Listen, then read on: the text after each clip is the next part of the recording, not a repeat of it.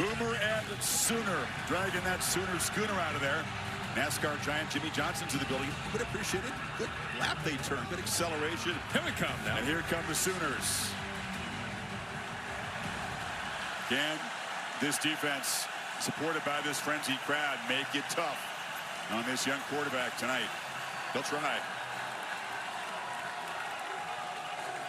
Jerome Moore, back in 2006 and 7, won Big 12 championships with the Sooners. They knocked Missouri out of the BCS championship game one of those seasons, and he's with Holly Rowe. Well, Coach, you uniquely are positioned to know how hard it is to win here because you played here for the Sooners. What have you tried to share with your team about what it will take tonight? Emotional consistency, we talked about that. They're going to make plays, we're going to make plays. We got to stay within the moment and play our game. You have a young man that just turned 18 2 weeks ago at quarterback. How will he handle the noise and operate well? Yeah, I mean, everybody else has got to help him, too, around him, right? And he's just got to do his job. Thank you, Coach. Have fun out here. Thank you. Appreciate it. A nice visit with Stoops a few minutes ago we saw on the field, and Bob was a mentor to him. Yeah, he told us, you know, he was pretty level-headed until he got into the stadium and looked right into the eyes of his former head coach, Bob Stoops, and he said he got charged up. Underwood on the offense will wait. Michigan won the toss but deferred. So kickoff will be delivered by Beckham Sunderland. Jaden Ott, transfer from Cal, one of the talented running backs who's back healthy tonight, standing in the end zone.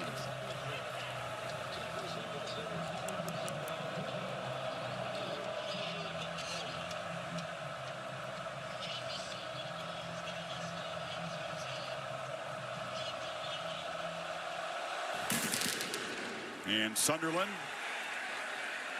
hammers it into the back of the end zone. So here comes John Mateer. Game one, chance to get baptized against FCS Illinois State. It's a good FCS team, but it was pretty easy pickings after the first couple of drives misfired. He got going 30 of 37, Kirk, close to 400 yards. Did over an interception, also ran for a touchdown. Most important thing, third year in this system. You know, he follows Ben Arbuckle over. Great timing and anticipation. Very much a threat with his legs. Powerful, very strong lower half. You can see, loves to be able to pull out of tackles and doesn't get rattled. This should be a good matchup for him against this talented defense. Empty backfield on the first play. And it's a quarterback keep, but he's dropped in the backfield. Derek Moore, one of those guys that goes back to Michigan's championship team in 23, came off the edge quickly. You take a look at our impact players. Jaden Ott, who did not play. He's a transfer himself, coming over from Cal. He is healthy and able to go. He's in that first play. You'll see Lewis 9 on the outside. Big game last week. Derek Moore, who just made that play, Chris. And then the leader of this defense, the captain, 15 in the middle, Ernest Hausman. 5 receivers again, empty backfield. Michigan rushes 4. It's here on a slant and a miscommunication. It was thrown behind Deion Burks, and it's a quick 3rd and on now. Yeah, I think Ben Arbuckle just wants to see his quarterback and the operation just kind of settle in. He's going up against Wink Martindale, one of the top defensive gurus in this sport in the NFL for many, many years. Only a 33-year age difference. Yeah. This Michigan defense is athletic, disguise well, and play fast. Mateer from the pocket, right down the middle, and it's catch made on the one-handed grab by Jaron Kanak. And Kanak, the tight end, makes a beautiful catch, 31 yards. Chris, he does a really nice job of working from here in the slot. Look how the safety split. What a throw on the line there. And there's a great job by the former linebacker, Kanak, getting his hand up for that catch. They'll play with tempo. Depending on how things are going, they're not going to go breakneck speed. They lose 4 in that play. The catch made by Satania. Catch here with that left hand to go up. I didn't know if he could bring that down and then to be able to hold on to that as those split safeties submerge, and he holds on for that first down on 3rd down. And then Michigan steps right back up against the tempo you referred to, with Hill making a heck of a play. Behind the 6 on 2nd down. Throws into traffic and a screen, and that's Satania again. Gets back about 5 yards. It'll set up third down long again. Now, Michigan identifying these threats of these quick throws and these screens, dropping it really 8 or 9 that time within 5 yards of the line of scrimmage.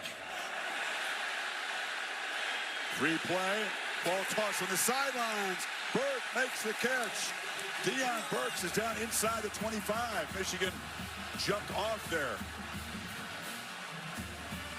21-yard gain. Offside. That's number 44. The penalty is declined. The result of the play is a first down. Mark Wazowski in charge of this Big Ten crew tonight.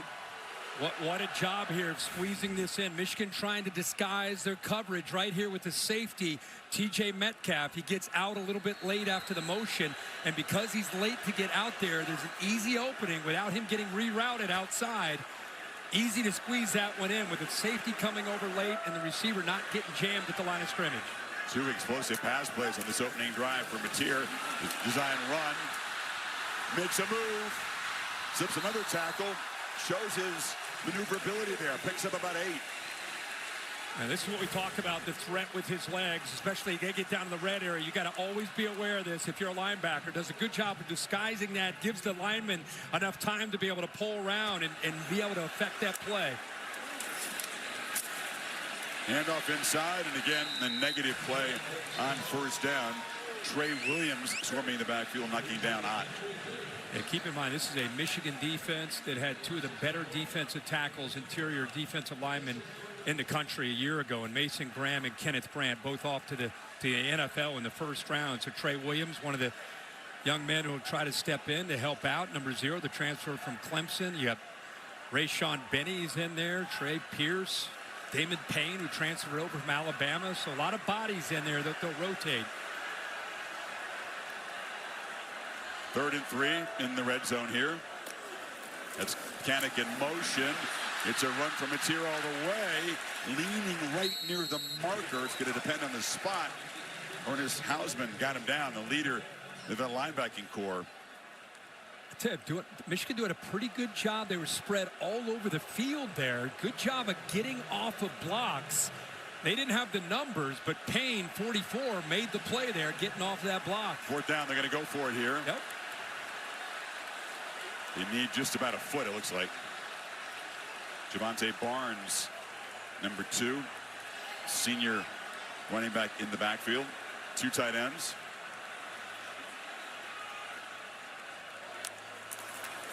Mateer running all the way. Hard to stop. Goff leg drag. You talked about the strength and the forward lean. It's going to be a 1st and goal. How about when you know it's coming and you're able to still be able to pick it up? They get Wee-Woo here, the right guard. He's kind of trying to get outside to be able to kick out. Barnes, the running back, leads his way inside. Just good job of getting that push by Oklahoma. That was a real weak spot for them a year ago. The offensive line, or a number of areas, they had their top 5 receivers injured, 12 different offensive line combinations. 4 new starters this game from the last game. That's right. These guys are getting healthier. Can they punch it in? Barnes sent out far to the right. 3 receivers to the left. Mateer takes a look on the move and just fires it out of bounds. You got pressure there from Etta, and Barnes was covered. There's the experience coming into play. Don't do anything crazy. No reason to force that. Steps up into the pocket, gets away from the pressure, and then just throws it away to live for that next down. 12th play of the drive coming up. Mateer 4 for 6 with these 2 long completions, and he's run it 4 times.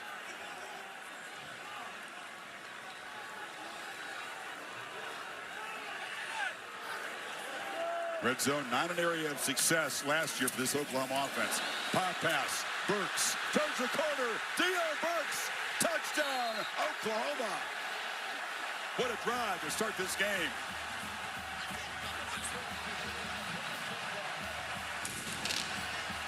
Yeah, they showed a little bit of everything on this drive with different formations, personnel groupings. I want you to watch the lead block right here by 2.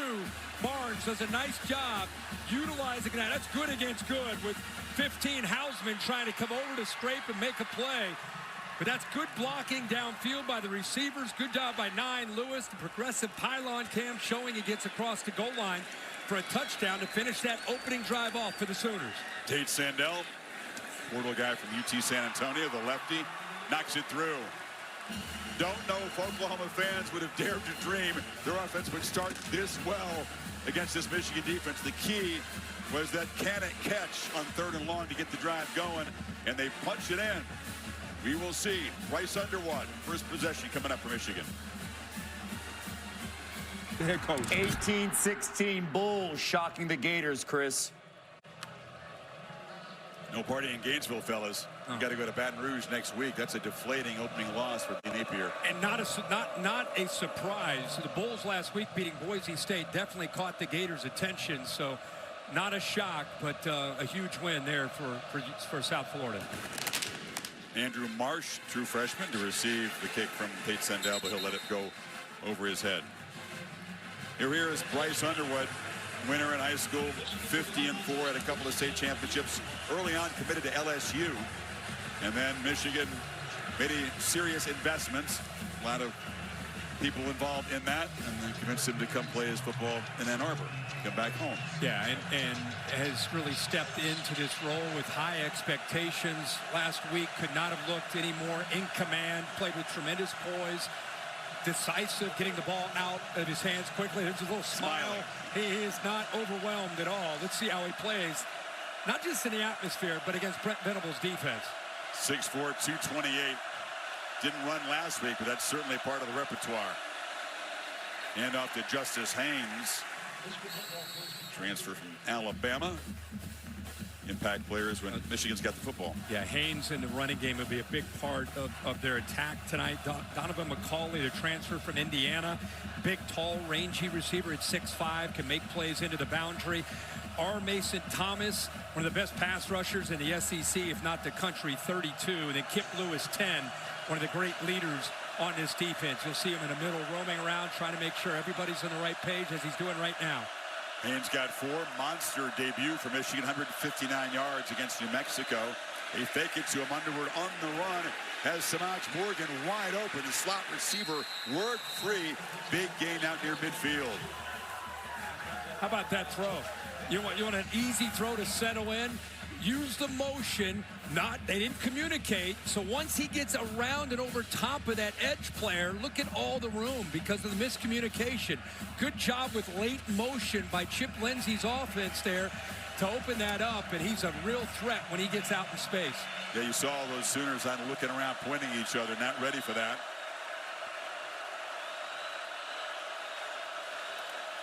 Haynes off the left side, and he runs into Kobe McKenzie, the middle linebacker. Big shoes to fill for that guy. Danny Stutzman patrolled the middle for years at Oklahoma, had almost 400 career tackles. There's the head-to-head. Venables back calling defense against Chip Lindsey. Chip Lindsey comes over from North Carolina. You go back, he coached in high school, came up through the ranks, was with Todd Monken, was with Gus Malzahn. 6 schools. Yeah, yeah. Does a great job of, you combine his background with spread, with the DNA of Michigan and Jerome Moore and wanting to establish the run. I think that's why they went out there and brought him in to go along with Bryce Underwood's skill set. Haynes, slow developing play. Muscles down to the Oklahoma 46. Will set up a 3rd down at about 4. They have a great combination. You see Jordan Marshall tonight, the sophomore out of Cincinnati, played at Moeller High School. And then Justice Haynes, who we're seeing early, big physical back, has really worked on his speed and fluidity. Saw him get out in the open space last week against New Mexico and take a couple long runs. They feel good that he can not only be tough, but also take it to the house if he's given the seam. So the first 3rd down for this Wolverine offense on the road tonight. Play clock at 4. Underwood, easy throw. The catch made behind the line of scrimmage and going nowhere because Kendall Daniels got up to stop Haynes, and his 4th down. Actually lost a yard on the play. Now this time they motion him to give him a head start to get out there. Wine, 44, reacts. This is just a great job by Oklahoma on the perimeter. Once Haynes goes out, you'll see the end, the defensive end. Wine, see that, feel that. Now he gives him an extra body out there. But look out on the perimeter. Look how they're attacking. Downhill, especially good to see Gentry Williams, who's dealt with some injuries. He's very, very active there and making a good play for that Sooner defense on third down. Now Hudson Hollebeck try to pin Oklahoma back. Satania will stand and let it bounce over his head, but it checks up. Takes a nice bounce, and Hollebeck does his job. And John Mateer and the Sooners up 7-0 here in Norman, pinned back for their second possession.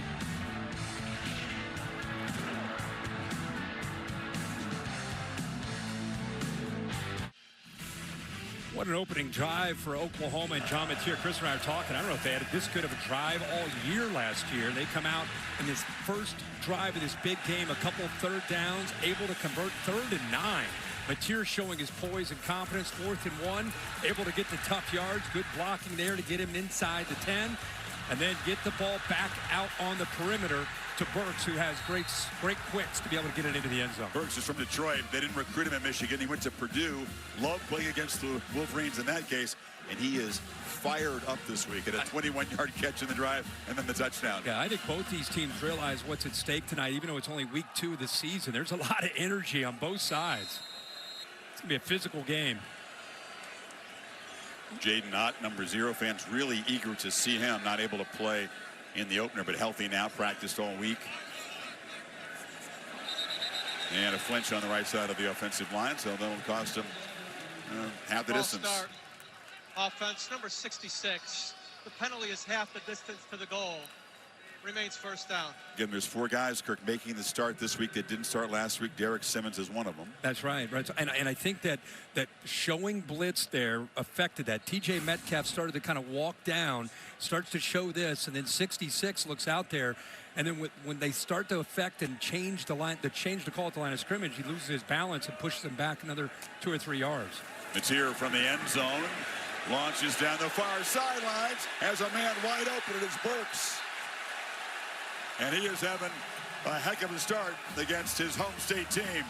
Well, they might, 34. Chris, they may take a peek to make sure the right foot got down right there. It looks close to the line as he caught the ball. It was just like last week. They're backed up close to their own end zone and took a shot. Same exact play. They're going to go quick here so they don't get a chance to review it. It's the command center, Chicago. Bill Lamagna gave a thumbs up. He took a quick look at our monitor, Kirk. He thinks it was a good catch.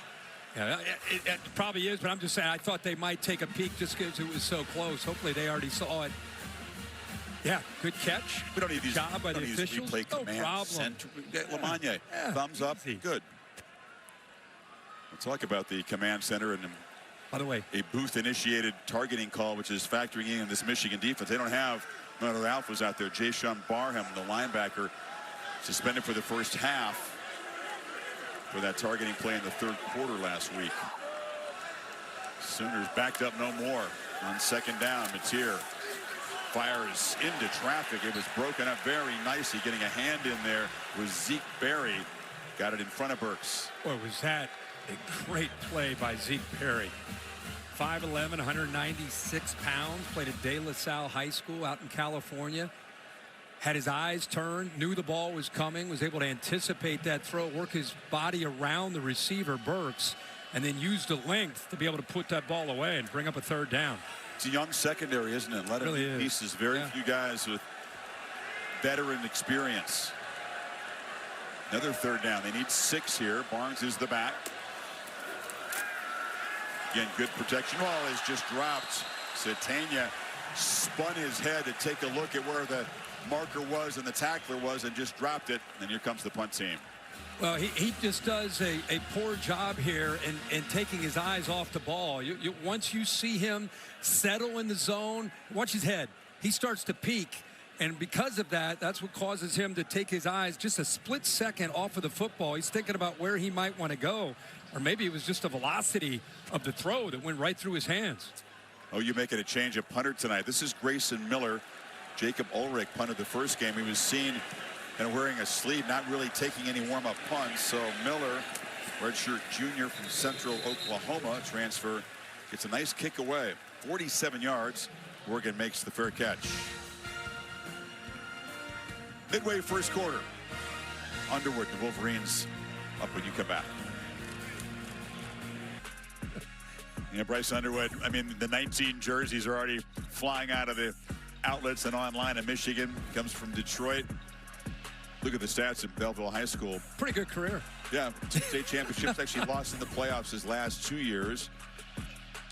Again, signed eventually with Michigan. Gained 15 pounds. His parents, Jaquan and Beverly. Kind of like the 16 jerseys at Texas. It didn't take long. No. To sell a bunch. Looking to throw from inside the 10. Underwood launches downfield, almost intercepted. He only took one downfield shot last week. Kirk didn't need to, and it wasn't complete. So, good to see that. I know we know he's got the arm strength. We just haven't seen that yet from him. No, but he obviously has it. They show man, and then they drop out of it. I don't know if they caused some confusion. Again, Brent Venables is well known for showing a look, especially against a young quarterback, and then going to a different look in the post snap. He threw that expecting man-to-man. They dropped out, settled in zone, and almost cost him. 2nd and 10. Here comes the noise. Enough inside. Haynes had a stutter step in the backfield and penetration from Marvin Jones Jr. There's that's a flag face down. mask there. He got a hold of the face mask. That'll be a 15-yard penalty and a first down for Michigan. Great penetration off the edge. This Oklahoma defense is attacking. Personal foul. Face mask. Defense number 97. 15-yard penalty. Automatic first down. Tried to let go like I didn't get it, but damage was done. Yeah, our Mason Thomas, 32 on the other side, gets most of the attention, but with picking up Marvin Jones through the portal, he's effective. You can see his length that time. Right after he did it, he pulled his hand back like, nope, wasn't me. But very obvious, officials on top of it. Michigan catches a break. That would have been 3rd and long without that penalty, so they pick up a first down. Marvin Jones Jr., of course, a legacy recruit of Florida State. His father was a legend. Shade Tree Jones, remember him? Man, great player. Haynes bounces off people, and he's wrestled down after an 8-yard gain. He's got speed, toughness, versatility. Best running back debut for a Michigan player since 1970, what he did last week. Chris, I love Justice Haynes. I love what they do in the backfield, but honestly, man, Jerome Moore brought back physicality with Jim Harbaugh in 21 and 22 when they won the Joe Moore Award. Runner-up in 23 when they won the national title. Last year, starting all over with a lot of new faces, they took a step back. Boy, is it good to see them establish the line of scrimmage on runs like that. Here's the reverse. McCulley will be trapped. Sooners not fooled. It's a big loss. Kendall Daniels, Kobe McKenzie sniffed it out. They lose 6. Now that's just a great job of discipline by Daniels and McKenzie out here on the edge. Does a good job. Instead of chasing, they come back. They're not surprised at all that this ball ends up coming back that way. Almost based on the look pre-snap. Doing their scouting report, doing their film study. They're not surprised. They're waiting for McCauley to come around the other way. Now it sets up a 3rd and long. 2nd, 3rd down tonight for this Michigan offense. They did not convert the first time. Sooners rush 4. Underwood has a lot of room. And now throw is late. Catch made by McCulley. And he's galloping down deep in Oklahoma territory. So they gave him a lot of space. He took off and left the receiver alone. Yeah, they sat back in zone, Chris, and this is the one thing about his ability is on 3rd down, he can threaten you with his legs. The defense here is expecting he's going to run, so they end up biting on that, and a good job of keeping his eyes downfield. One defender should have stayed with the receiver. One should have tried to take away the threat of the quarterback run. Instead, both come up, and it makes it an easy throw with the recognition there by Bryce Underwood for that conversion. McCulley, one of the new pieces in this Michigan receiving corps, injured last year in Indiana, but had a monster year a couple years ago for the Hoosiers. Heavy traffic. Haynes nowhere to go. David Stone and others. Chris, you know, you watch him, and America's just starting to learn and watch him play in person, you know, and on their screens.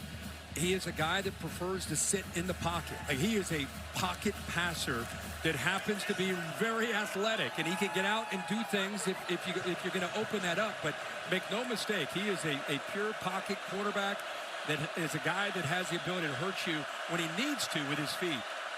3 of 4 in the early going. Haynes in the slot, caught the ball, and Kendall Daniels hammered him immediately. It's another loss of 5. Max Bredesen, who usually is a great blocker, I don't know if he just passes him off, but he lets him get by, and boy, did he time that up perfectly. That's the second big play we've seen from 5 into Crimson. Big time hit, timed up perfectly, and they push Michigan again deep behind the sticks on 3rd down. Did well to hold on to the football, but yeah, they need 14 this time. Remember last time they rushed 4, sat back in zone. Let's see if they do the same thing or they dial it up. Jordan Marshall's in the game. It's deflected off the hands of Morgan just as he was trying to turn upfield and drop. And Michigan will stall after a promising drive. It's tough against any defense, but let alone a Brent Venables defense. When you get behind the sticks, you get to those 3rd and 8s, 3rd and 10s, 3rd and 14s. Defense is flying around with confidence. Even if he's able to secure that football, there's just too many jerseys around him. Not much of a chance there at all. They're all over those underneath routes early on. Oh, yeah, flying around. Satania back. Hollenbeck will try to duplicate the punt from earlier in the quarter. And he pinned Oklahoma at the 5. High kick. And this one's going to bounce in the end zone. So not as well executed. Touchback. Final minute of this first quarter. Talk about Ben Arbuckle. It's been a quick timeline. 5 years ago, he's coaching high school football, but he had one of those minds. It was spotted. Western Kentucky. Bailey Zappi broke some FBS records for yards and touchdowns when he was there. Cam Ward, brilliant year at Washington State, and John Mateer was a backup for 2 years, and then the package deal. They hired Arbuckle first, and then Mateer came along after that. Yeah, and he is, 29 years old to be the offensive coordinator. Wild. At Oklahoma, and like you said, in high school football just a few years ago, and he likes to look at his defense. You know, he likes to spread defenses out and be multiple like most people do. But he got out of college in 2018. I know. Is that trippy? Yeah. Mateer on a slant that catches made by Keontae Lewis. Another guy had a big opening game, picks up 18 there. Mateer looks good. That's just great timing. He gets back to the top of his route. It's a little sidearm throw, but look at the accuracy. Perfect time there for Lewis getting into the middle of that defense. Another throw in the middle of the field, but it's intercepted. He overthrew a man, and T.J. Metcalf's waiting for it. So a very sharp start, but a mistake gives Oklahoma the first takeaway of the night. Well, we're just talking about his accuracy and how comfortable he looks, and you know, this time this is just a matter of him just missing. You know, he loves the in-breaking routes. We saw that last week. Ball sails on him, gets high away from his target, Huggins. He's open. He's got the seam right there. He just overthrows him right into the waiting arms of the safety, who says, "I'll take that. Thank you very much." First mistake of the night for either team, especially for Mateer, who's been playing well. Metcalf, a transfer from Arkansas. They expect this Michigan secondary to be better as the season goes on, but again, inexperienced. They make a big play there. From the 38. It's Jordan Marshall, who will spell Justice Haynes. Sophomore from Moeller High School, the powerhouse in Ohio. Robert Spears Jennings made the stop. Yeah, physical runner with the ability to get out in space and be effective getting downfield. But I'll tell you right now, Michigan's going to have to come up with a plan to attack Oklahoma downfield. They are not respecting that vertical thread, and they're trying to take away the running game and all the quick underneath throws from Bryce Underwood. Oklahoma takes the opening kickoff, marches right down the field. Sooners gain 131 yards in the opening quarter, but Michigan back to work after the first turnover tonight. 7-0 Sooners. in Norman after 1. Back after this message and a word from your local ABC station. Good start here in Norman. You're watching the SEC on ABC. This Big Ten SEC collision in Norman. SEC all day, presented by IHG Hotels and Resorts. Michigan with a 2nd and 8 as we start quarter number 2. Haynes, or Marshall should say, plows forward for a few yards. Samaj Morgan back out there. He was in the medical tent briefly, took a big shot in the last offensive series for the Wolverines as an incompletion. From the left, Reggie Powers, bang, right there. And watch this as he tries to get up. This guy's a playmaker. He's a little woozy, tries to come off, goes down. So he goes immediately to the tent to be evaluated by the Michigan medical staff. Kirk, you also spotted another key playmaker tonight. Marlon Klein was here to be hampered in the warm-up. We haven't seen the tight end tonight, and he's a guy they compare to Colston Loveland in terms of athletic ability. The number 10 pick. Big ankle brace on. Underwood from the pocket, long throw incomplete beyond Morgan. If you don't have Klein tonight, that is going to affect their attack. It's made a big impact. Holly, what do you have? Well, guys, I'm told by Michigan personnel that Marlon Klein is questionable to play tonight. As you said, that's a huge loss at 6'6", 250. He's on the freaks list for college football. He's so impactful. So look for number 80. Hogan Hansen was in on that last drive. He's more of a wide receiver type, 6'5", 240. That is a huge loss for Michigan if Marlon does not come in. Yeah, Klein is from Cologne, Germany. Michigan's had 3 German players. Got a couple on the roster. Julius Belshoff is in the Steelers practice squad. There's a low punt this time. Marlon Beck delivers and coming up to make the diving catch there. Satania. The Schooner. You can tell me took that for a spin on the game day promo. Always, forever. Oklahoma from the 22. Trying to reclaim the crispness they had on the opening drive. Impressive run pass mix, converted 2 third and longs and a 4th and 1 on that drive. Torrey Blaylock. It's been tough for both teams to run tonight, at least from the running back position. Yeah, it's been tough. Wink Martindale believes in the depth that he has, and right now he's showing that. He put Nate Marshall, who's a true freshman, 94, into the game. You got some other linebackers, Cole Sullivan, Jimmy Rolder.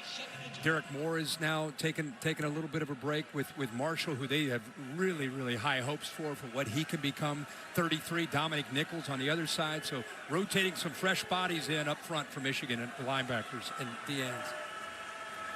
2nd year, of course, for Martindale, coordinating the Wolverines after 20 years in the NFL. Matier slings it across the middle. Man, the catch is made at the 30-yard line by Satania. He's a couple yards short of a first down. It'll be 3rd down. Need about 3 here. As soon as 2 of 4 so far. Blaylock motions out, empty backfield. Not a lot of pressure from either defense so far tonight. No, and not much of a threat. You mentioned the running game. Like it's not even a factor. It's almost not even on the mind of Oklahoma at this point. They try to convert in the ground, and Blaylock sees a crease, makes a move, and gets the first down. He's a guy that has track speed, national record-setting 4x100 relay team in Texas. And because of the trips into the boundary, the defensive end 33 Nichols walks out there just in case they go with that quick throw, and that actually creates that lane to bounce outside to. Matier keeps it. But he has a terrific way of kind of navigating through traffic, doesn't he? Great instincts as a runner, finds yards when they don't appear to be there. And there, he's just reading Cole Sullivan, the middle linebacker. I thought he might get tricked there and hand that ball off, but does a good job of staying on the ride. Linebacker collapses, and you're right, he's so elusive. He's got the mix of power and then the backyard football, just natural savvy as a ball carrier. Definitely a willing runner. It's a big part of his game. Again, 7 straight games with a rushing touchdown. 2nd and 5 is an option look, and the pitch to Blaylock on the edge. Old school Oklahoma fans will like that. Not exactly the wishbone, but it's reminiscent of the Switzer era. First down again. Holly? Well, guys, he's got such great feet in the hole, John Mateer, as a quarterback. And there's a good reason. He played baseball all the way through his senior year of high school where he was a shortstop. He said, you know, I didn't have the speed as a pitcher to go that route, but he is really good with his feet. Not only that, but he squats 475 pounds. So pair that speed and good foot strength with the leg strength. He was a hooper and a baseball player, again, mostly growing up, but that's one way you win over teammates. You get in the weight room and you throw some serious weight as a quarterback.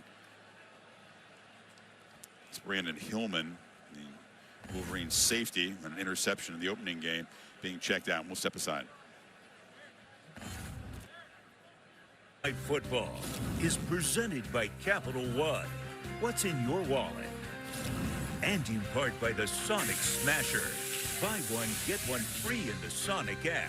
Live free. Eat Sonic. Sooner ponies getting spruced up for this prime time. Kind of a spa day.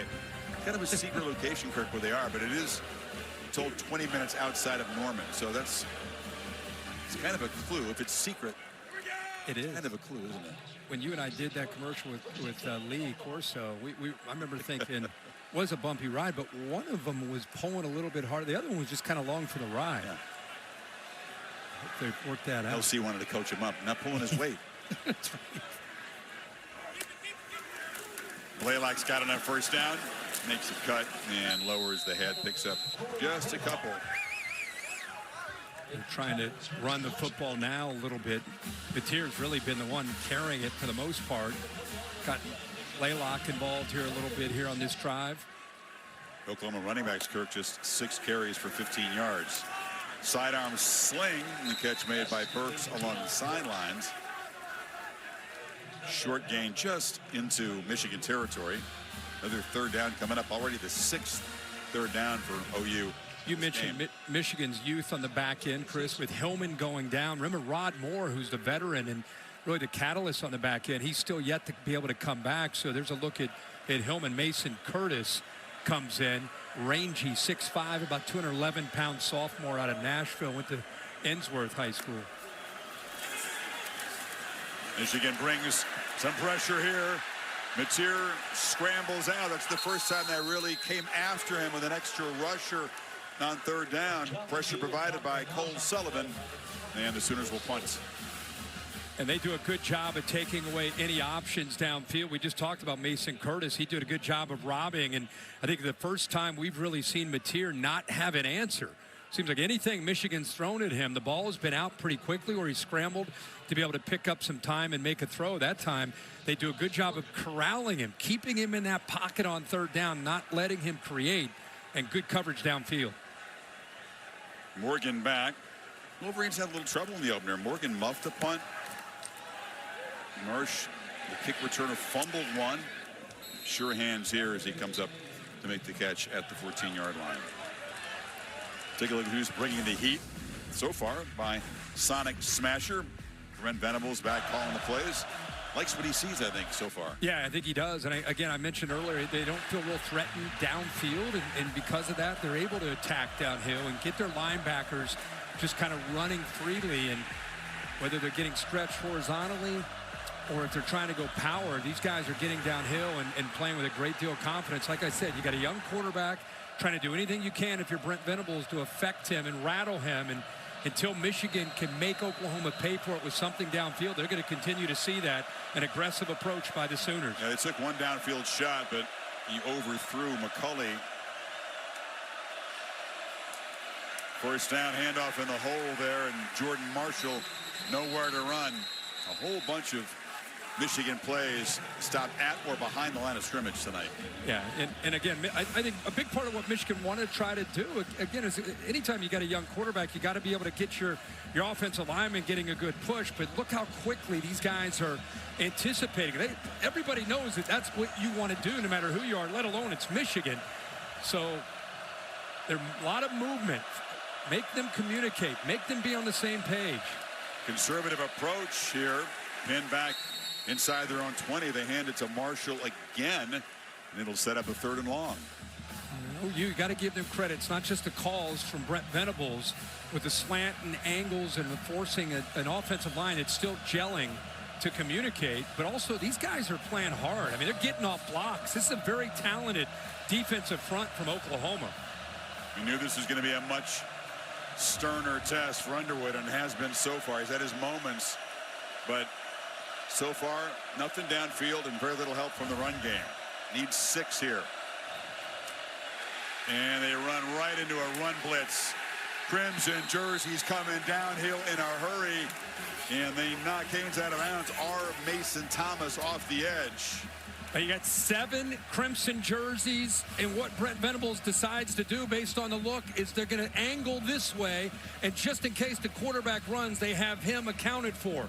Slant into the boundary in case he hands it off, take the quarterback away in case it's a boot the other way, and really nowhere to go for Michigan. Again, if you can't threaten the defense downfield, this is what you're going to get. Holland back. This time tries to use the left foot to get Oklahoma put back in their own territory. As a flag down, looks like he got hit after getting the punt away. Let's see if it's the 5 or 15-yard variety. Personal foul, of course, would give them a first down. He tried to slow down, but he ran into him, but very aggressively. It's almost Seago, who is aggressive, the middle linebacker. They tried to slow himself down. You can see he's trying, but that's a personal foul. Roughing the kicker. Defense, 15-yard penalty from the previous spot. Automatic first down. It's the second major penalty on Oklahoma that's given Michigan a first down. No penalties yet on the Wolverines. Self-inflicted wounds. You throw in the Mateer interception, too. That ball just kind of got away from him. This is a big play that gets Bryce Underwood. In Michigan, not only did they get the football back, but Oklahoma would have had the football plus territory right at midfield. Yeah, it was a bad punt. Yeah. They were getting ready to take over. That's a huge sequence there for Michigan.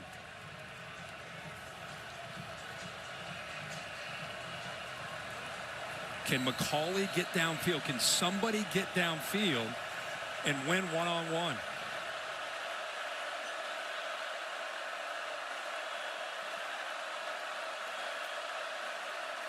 Play action. Underwood steps up, hit as he throws, and it's incomplete. Heavy pressure. That was Cortland Guillory off the corner who hit him. The blitz. Guillory comes off the edge, but look at this effort right here in the interior. Loses his balance, continues to work to try to affect the play. But that true freshman, Cortland Guillory, he may be as good as any true freshman corner in the country. Asked to be out there on islands. We keep talking about Michigan going downfield. That's a true freshman out of Houston. It's out there holding up, doing a good job. Head time blitzed. Venables will throw some wrinkles at any quarterback, especially the young ones. They're going to continue to try Haynes. There's a flag in the pit area. This may be first Michigan penalty tonight. Kip Lewis on the stop for OU.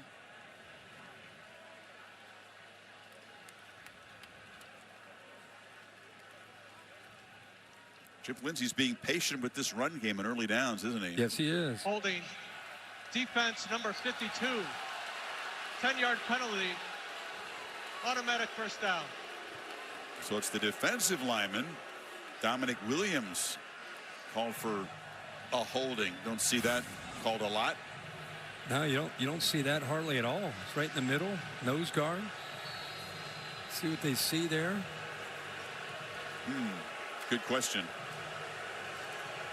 I mean, he's grabbing a blocker's jersey there. Yeah, again, they do that every play. Bill, what do you have there for us, sir?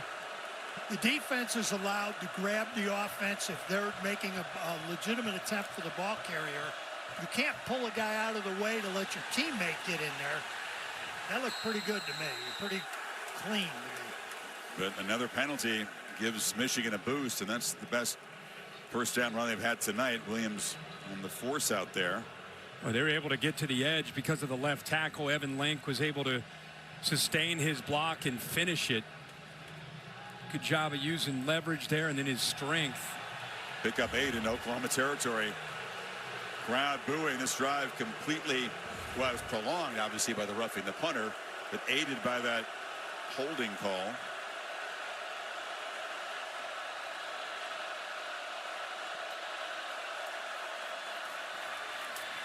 Again, a deep handoff. By the time Haynes gets to the line of scrimmage, a bunch of OU guys are coming downhill.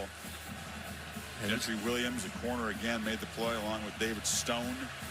Keep in mind Holly's report, Marlon Klein, the tight end on that edge. Do not underestimate in this style of offense, especially in short yardage, how big of a loss 17. You see that C on his jersey. Has waited his time to be the guy, and to have something holding him back is a significant loss in these kind of situations. Underwood under his center. They need about 1.5 yards.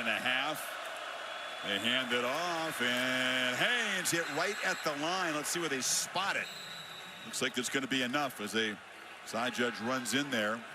Michigan just barely gets a fresh set of downs. And there's some penetration initially there by David Stone, but good hard running, and it looks like Hadi is down, the left guard. Chris, you're right. I mean, this was right at the line. Look, there's penetration, but pretty good effort there. Haynes played right at the line, close. I think the ball did get across that plane there. Now Hadi is a co-captain, guy who was on the national championship team as a backup. Key part of that offensive line. Gio El-Hadi, the co-captain, the graduate who played 45 games at Michigan, helped off. Jumping in there is Nathan Ofobi, who's getting coached up by Evan Link, the veteran left tackle, as he steps in for El-Hadi. So two guys on the offense who are captains for Michigan, not able to be on the field right now. Klein and El-Hadi. Underwood rolls, delivers, wide open catch made by Channing Goodwin. Guy they expect big things from this year based on a strong camp. Good job of selling this. Watch Bryce Underwood. This is a design rollout. Move the launch point, just waits, let the play develop. You can see how comfortable he is in throwing the football on the run. Nice big window out there between the corner and the safety. Able to put it right over top of the corner, right to Goodwin for a big first down play. Chunk play of 25 yards. Enough to loosen up that defense, perhaps. Michigan from the 22.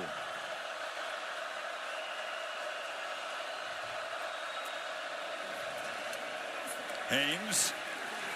Another first down run, but Kip Lewis is waiting right there for him. Picks up a couple. There's a play Jim Harbaugh would love. I think they had 7 offensive linemen in the lineup that time, with an unbalanced look to the left side there. First and 10.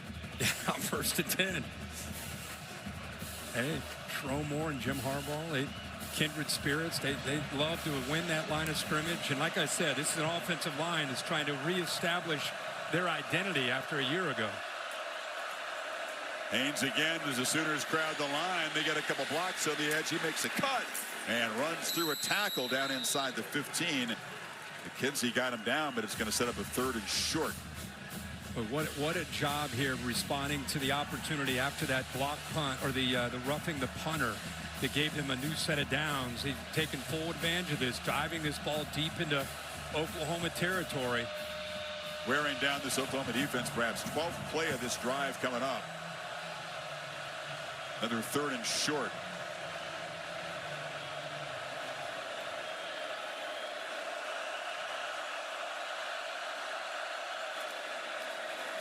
Throw incomplete. Little miscommunication. Looked like Donovan McCulley was blocking. There's a flag on the perimeter. Guillory was in coverage. Chris, I'm with you. It looked like a block. That may be offensive PI. I mean, he never really turned his head to think about running a route.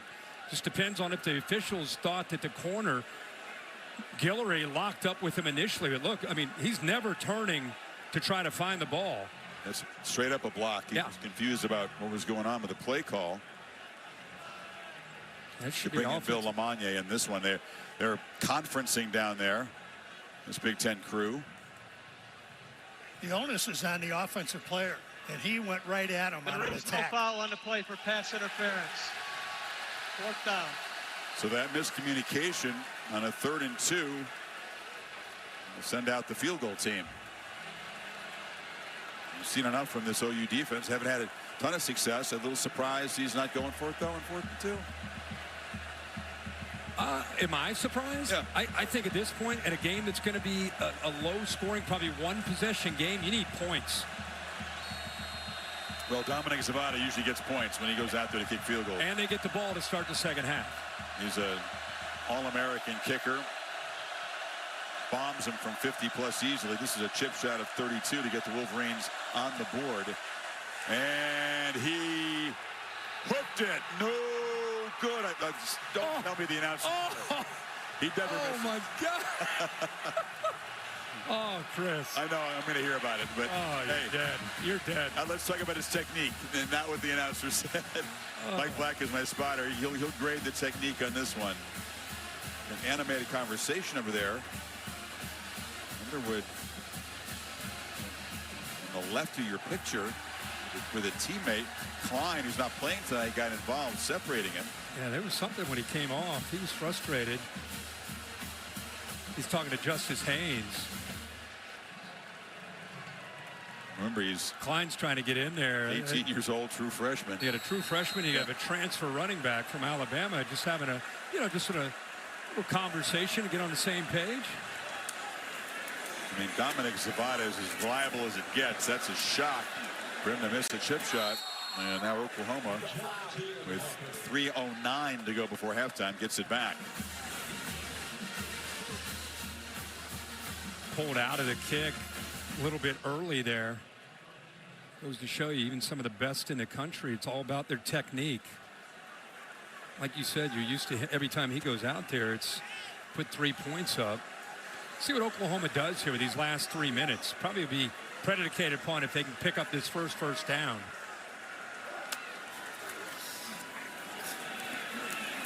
And Jaden Ott.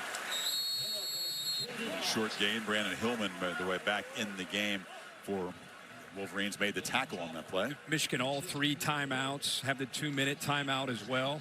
Good to see Hillman back out there. He's been flying all over this field. You talk about a physical safety. Man, he is laying the wood on these running backs and receivers. Made a pick against New Mexico when they were only up 10 in the third quarter on a deep ball. It was a key play in that opening win. Flag down, ball pitched downfield over the head of Deion Burks. Yeah, there was movement up front by Michigan. Looked like 95 Trey Pierce.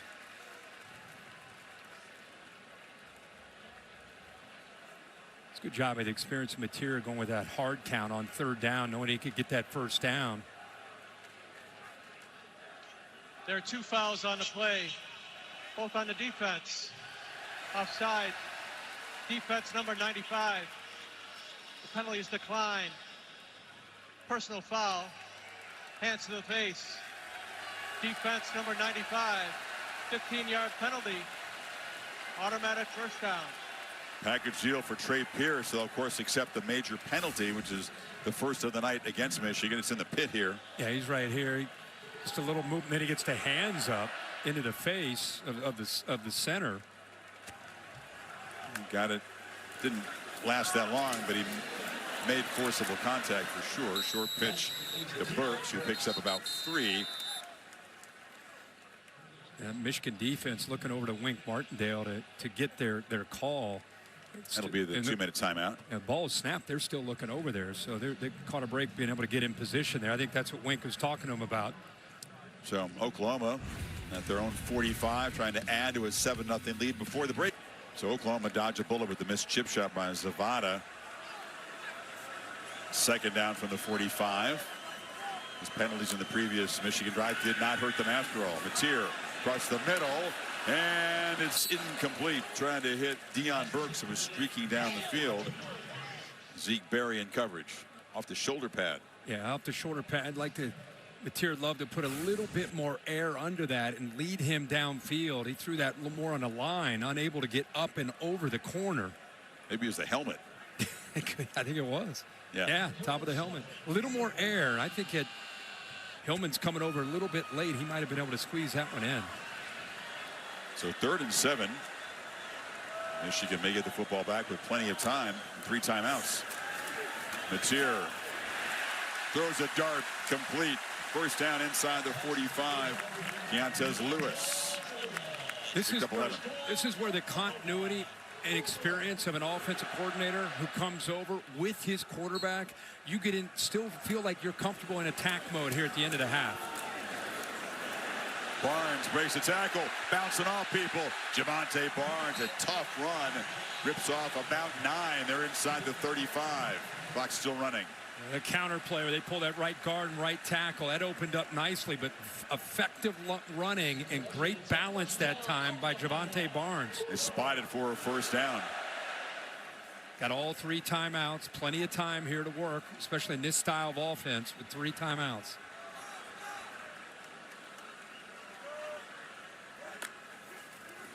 Mateer running all the way. Right up the middle. Sidestep. And pick up about 8. Got a nice block there from Kanak, the tight end. Kanak, his stop and go for a quarterback is just rare. Now at a minute, 3 timeouts. Again, very, very comfortable. They're running the quarterback. You know, half of his throws have gone to Deion Burks. So, you know, obviously you want to keep an eye on him if you're Michigan, whether you're bracketing him or keeping a safety to be able to help out. I know they got time. They're being sort of casual here, though. They are. Down inside 45 seconds. 2nd and 2. Mateer on the move, looking to throw, and it's complete again. Deion Burks down inside the 5. The man from Detroit is hurting his home state school. Big impact in the first half. It's 1st and goal. You mentioned how he's probably playing with a bit of a chip on his shoulder growing up in that region and getting a chance to go up against the Wolverines, who didn't offer him. Continue to go to number 4. That time the safety Hillman loses his feet after the catch. Plenty of room to be able to pick up those yards. 1st and goal. And they punch it in down here again. It's Barnes straight ahead. Now they'll timeout. Yeah, they have to. There's going to be 26 seconds to go. Burks targeted 9 times. Caught 6, 91 yards. Had the pop pass for a touchdown. And Oklahoma, with the way their defense is playing, trying to make this a 14-point lead before the break. Let's check in with Kevin Nagandi about what's coming up at halftime. Chris Kevin. Ford halftime report minutes away. Booker McFarland, Kevin Nagandi in studio. A pair of top 25 teams go down. What happened to Florida? A nightmare situation in the swamp. We have another developing situation going on right now. Look at this. Mississippi State all over Arizona State, Boog. Kev, they got a can open in Starkville. But look at Blake Shapen dropping back. Look how he drops it in the bucket right there. Runs underneath it. It's 17-0 and the cowbells are ringing. Wow, Brennan Thompson with the grab. Right now, Arizona State down 17-0. Back to you guys. Uh-oh. Talk to me. Somebody said that on game day. That was going to happen in Starkville. That was my super dog. Hope Reese Davis is listening to that. I got to finish, though. You know, one reason I picked them? The cowbells at night. That was it. Big sequence here. Oklahoma successful in the red zone before. They found Burks on that short pass. So we got 2 timeouts to work with. Trying to build his 2-score lead here.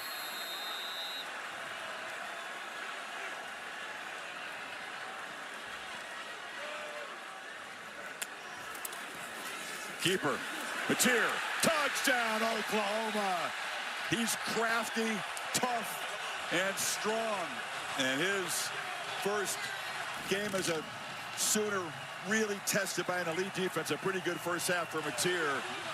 And Oklahoma, statement in the first half. And we talked about in the open, if they were going to get out of here with a win, it wasn't just going to be about his arm. It was going to be about his legs, whether it was QB design run or his ability to scramble around. It's 9 times. Ben Arbuckle told us yesterday, I'm probably going to call it, I don't know, around 8, 9 times. But his first half already 9 carries.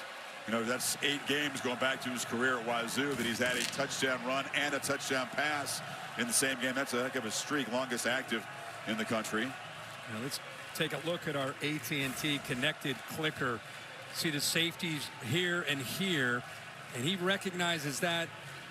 Watch how he has the instincts of a running back. I mean, that's taken away. Michigan doing a pretty good job with that defensive line, but watch the space open up on the backside, and he's able to locate that. That's just natural ball carrier instincts and good, tough running there. Nice job up front. Keep in mind this stat. Since Sharon Moore's been the head coach at Michigan, they're 9-0 when they have the lead at halftime. They're 0-5 when trailing at the half. Down 14, there's Ben Arbuckle fired up. Mateer. For a guy that just got here, looks like he's been here his whole life. You talked about the comfort level, the maturity. Michigan, by the way, Kurt, hasn't been held scoreless in the first half since 2020, the COVID year against Wisconsin. So 59 straight games they put points on the board in the first half until this one. And I would say there were times last year, if you said that, it was about Michigan's offense just kind of struggling to find an identity. I would say in the first 30 minutes, what we've seen tonight has as much to do with the opponent and the Oklahoma defense as much as what's going on with Michigan's offense. They're going up against a really deep and athletic and aggressive defense here in week 2. That's why I felt it was wise to be cautious about what you saw against New Mexico in the first game. Whole different deal. 56th season of Monday Night Football kicks off. Divisional battle, Vikings and Bears, 8 Eastern, ESPN, ABC, and Deportes, and all, of course, the ESPN app. Peyton Eli back on ESPN, too. Two quarterbacks probably watching this game, cheering on their schools. I will say this about, if you're a Michigan fan, keep 2 things in mind. Number one, you get the ball to start the second half. And also defensively, Jayshon Barham will be back. He's been out in the first half. His QB run's been effective for Oklahoma. And number one in the middle could help negate a lot of that. His presence missed in the first half. Marshall, short gain. Michigan with 118 total yards in this first half, just 42 on the ground. Despite getting the only takeaway in the half, Michigan down 2 scores. They will get the football to begin the third quarter. But it's Venables and that Sooners defense and their experienced new quarterback. The story of this first half. Let's go check in with Holly and Brett Venables. Well, Coach, how would you describe the physicality and execution for your defense right now? They've made quite a statement. Yeah, no, again, our guys are flying around knocking paint off the helmets. It looks good. You went for it on 4th down. You've kept the ball in your quarterback's hands. Why do you trust him so much right now, especially in the run game? Well, John sees a lot. Again, he's a coach out there on the field. I'm most impressed with the offensive line, their physicality, their ability to protect the quarterback right now. They're in a really good rhythm on offense. Thank you, Coach. All right, appreciate it. Yeah, the guys up front on both sides knew it was going to be that kind of a game, a physical game decided at the line of scrimmage. Edge, Oklahoma, they're up 14-0 at the break. Kevin Nagandi and the guys in the studio will update you on what's good going on all around the country on week 2. Chris, thank you so much. The score right now, Johnny Mateer and second half in Norman. Welcome back to the SEC on ABC. You're watching ABC Saturday Night Football, presented by Capital One. Rare collision between SEC and Big Ten ranked teams in the regular season. And Oklahoma, strong performance, has a 14-point lead. Wolverines will get the football to begin the third quarter. Chris Fowler, Kirk Herbstreit, welcome back. Well, all the focus on the new offenses, the new quarterbacks. Oklahoma's defense, to me, was the story of the first half. So, if you're Arbuckle in Michigan, how do you get the offense going? And you know the defense is going to get a boost having Jayshon Barham. This is a targeting call last week against New Mexico. Now, this negated a defensive touchdown. It was initiated by the booth. Bill Lamagne's alongside. What about that call, Bill? Well, it's one of those calls. It was suspect right from the beginning. But one of the requirements is he's a defenseless player, and there's forcible contact where that defender is coming in and nailed him with his head first. Very controversial. Cheryl Moore certainly vehemently disagreed. And we'll see if Barham returning helps against those quarterback runs when the Sooners get the football back. Holly? Well, guys, Jayshon Barham did warm up with the team before the game. He's been involved in everything he could be before that first half suspension. He has warmed up here in the second half and will be a huge boost. Many people think he is the hardest hitting player in college football, and his physical presence should help, as you pointed out, Kirk, in the quarterback run game of John Mateer. 2 other key injuries. Gio El-Hadi, one of the team captains and left guard, is likely out for the rest of this game with an ankle injury. And their best safety, you talked about, Brandon Hillman, he was throwing up right before halftime, but I'm told he can return, but he is not at full strength. Thank you for the detailed report, Holly. Michigan football here. And off and running. Haynes in the clear. Justice Haynes in a foot race. They will not catch him. Michigan, lightning strike on the first play of the half, 75 yards.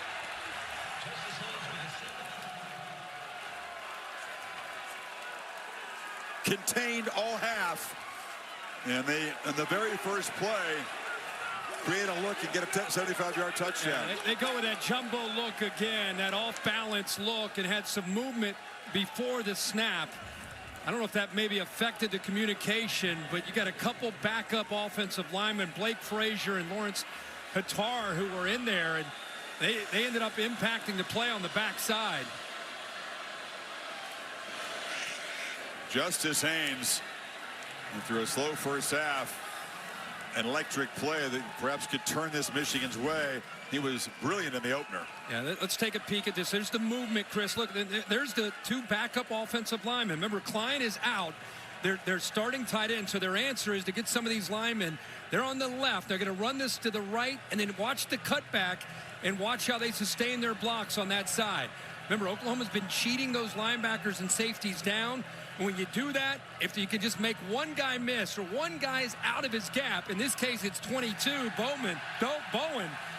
And you got it back, as we've said, with Justice Haynes, who's always been known for his powers, worked on acceleration and that long speed. We saw it last week against New Mexico, and you see it tonight, first play of the second half to get Michigan back into this game. One of the things skill position players do in the offseason, they do that speed training.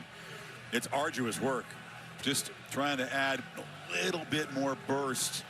He had a 56-yard run in the opener, and now the longest run for Michigan in 3 years right there. Yeah, and like I said, Marlon Klein out. Frazier and Hattar come in. That jumbo look, trying to create that extra gap for this Oklahoma defense to have to account for. And it's the running game. You know, you're thinking down 14-0 with a freshman quarterback. They're going to have to start to become an obvious passing team, and instead they stick to their guns, and it pays off. They've relied so much on tight ends the last couple of years. Nobody in the country has a higher percentage of targets to the tight end. That's why it's a really big deal that Klein, their captain, can't go tonight. And this is part of the emotion. This is an RPO on a third and short. You can see a disagreement. The receiver was actually blocking. They wave off the flag. You can see that Justice Haynes arguing there, continues on the sideline. Eventually, cooler heads would prevail. You know, the experience of Haynes talking, the quarterback very animated with, hey, this is what I saw, you know. And Justice Haynes is a great teammate, but a guy that needs to understand when you got a young quarterback on the road, especially with the captains down, Klein and El Hadi, he needs to be there to help him in those kind of situations. Underwood not afraid to bring some fire as an 18-year-old freshman. Matier from the pocket slings it. Short catch. Sooners do have their tight end, and Kanik is a key part of the offense. Makes the grab, picks up a short gain. Holly? Well, guys, you talked about that quick little scuffle on the sideline, or, you know, heated conversation, but we talked to Justice Haynes this week. He could not rave enough about Bryce Underwood and the maturity of this young man. They've got it all worked out.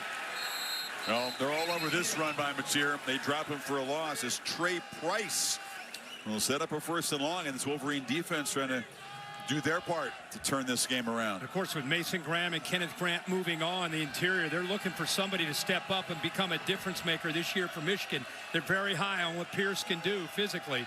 That time makes a big play on second down. Sooners had an edge in the first half on third down, converted 2 3rd and 9s in their opening touchdown drive. They need 8 here to get this drive going. Michigan brings some pressure. Ball batted in the air and incomplete. They came after him that time as Martindale dialed it up.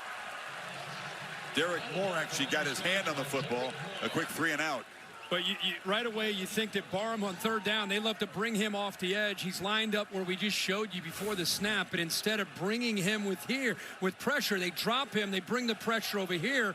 And watch the good move by TJ Guy. A little stutter, moves to the inside, completely flat-footed, the true freshman left tackle. It's Joe Taylor back to receive the punt. Now Grayson Miller. Quarterback runs a big part of their success in the first half of the Sooners. Ran a crowded defensive front that time. Fielded on the hop. And Michigan, with that 75-yard strike to get on the board, goes right back to work. 75-yard run by Haynes to start the half. A quick 3 and out. Wolverines operating now from their 26. Crowd trying to come back into it. They were stunned by that burst by Haynes. Right through a defense that had been very stout in the first half. This time, he's going to be wrestled down in the backfield. Marvin Jones Jr. got there in a hurry. Well, he is having an effective game off this edge. Man, he is playing with suddenness. Watch him get off the ball. Watch how quick he is. Keep in mind how rangy and athletic. On the outside, 6'5", about 265 pounds.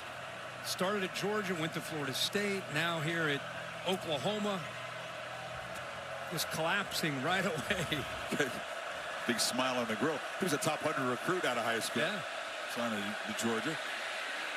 Underwood launches downfield, just over the hand of Zach Marshall. Tight end trying to step in for Marlon Klein tonight. Another downfield shot, just a little overthrown. Yeah, and it's a great call coming off that big run where they had kind of a similar look, play action, get him on the edge, away from the pressure. So close to hitting the tight end for a big play. Had a couple receivers open there on that levels concept and came so close to hitting a big one there. Wondered if they might move the pocket for Underwood more in the second half. He is much better throwing outside the pocket than inside it against this Sooner defense. 3rd and 13. Screen. Long way to go for Haynes, and he's going to be dropped for a very short gain. Peyton Bowen combining with David Stone, and Venables' defense quickly gets off the field. And Chris, to your point, watch how quickly, again, 3rd down, you read your keys. Watch how he just sees the running back come out of the backfield, and right away he's expecting a quick throw. Whether it's a tunnel screen to a receiver or the potential of the back getting the football, as soon as the ball snapped, he's not worried about anything downfield. He's getting downhill and makes the play. You said combination of being really well schooled and also athletic. OU defense is going to be a problem this year for opponents. Short punt fielded by Satania, and that risk is rewarded. He comes up, just a 33-yard boot, and Mateer and the Sooners will take over at the 50 here. Early stages, now a 7-point game in Norman.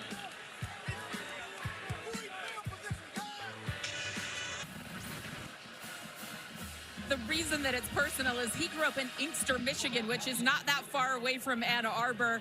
He said they didn't recruit me. So he's been feeling some kind of way for a while now, and he's letting it show in his play. And they're going to him. They understand how motivated he is to make Michigan pay. Bellevue High School, same as Underwood, but little different recruiting profile. This is Ott. He's knocked out in the far sideline after about a 4-yard gain by T.J. Metcalf.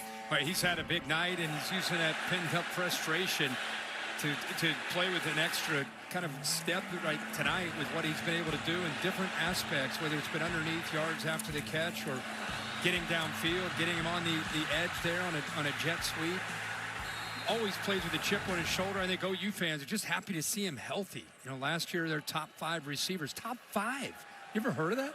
Out for almost a majority of the year. So good to see most of those guys left through the portal. Good to see Burks back and leading the way for the Sooners. Touchdown in each of the first 2 games. It's here on 2nd and 3rd off the hands. It's picked and dropped twice. Jair Hill had a chance to pick it off the hands once, and then on the carom, that would have been an easy pick.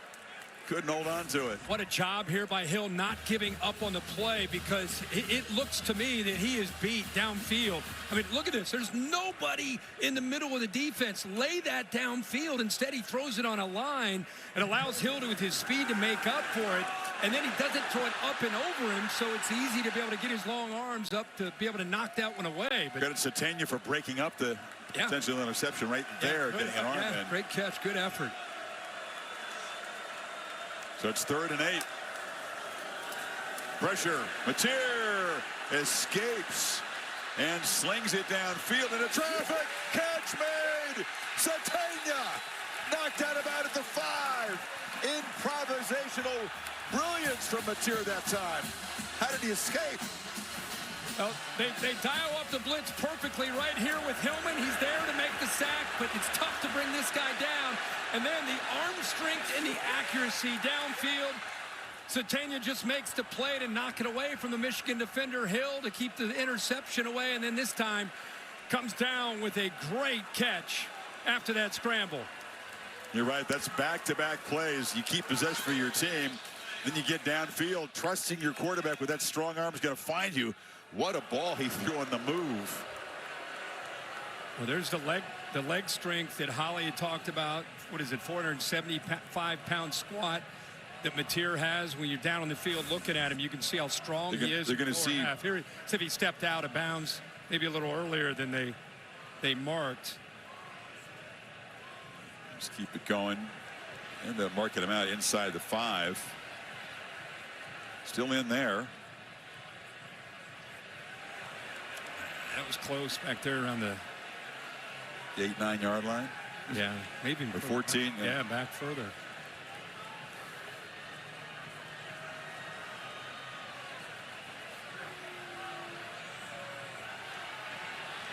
Looks like the toe is in, if that's the step in question.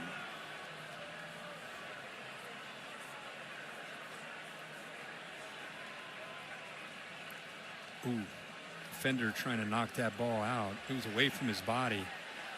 What a play, though, by Mateer. I mean, all the skills on display, right? The strength to get away, on the move, the arm to find the receiver downfield. Aggressive play on Cam. Let's see if we get a definitive look. Well, the one spot is just that right foot back there. I mean, that's around the 14-yard line. That's the one that they're trying to figure out. Got to brighten that up. Or out. Yeah. Yeah, I agree, Chris. I mean, they had him. The runner stepped out of bounds at the 14-yard line. It will be 1st and 10 at the 14. Okay, they saw enough, I guess, to rule him out of bounds. It's a 35-yard play, so not 1st and goal, but set up at the 14.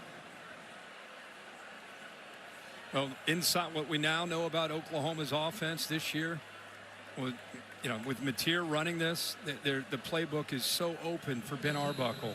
But quarterback run has got to always be a factor, not just the creativity, but the design QB run gives you +1 on that defense.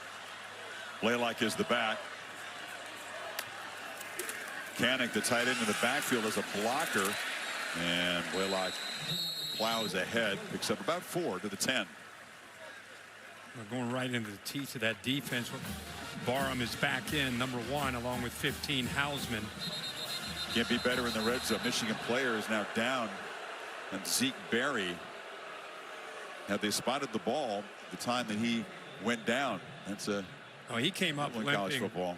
Yeah, right out of the pile. He was already injured. He tried to walk it off, and then eventually had to go down. You know, this era of fake injuries, this was nowhere close to being a fake injury. No, I'm not suggesting, but they're trying to make it an emphasis once they place the ball down. If you go down, seems let's keep an eye on him.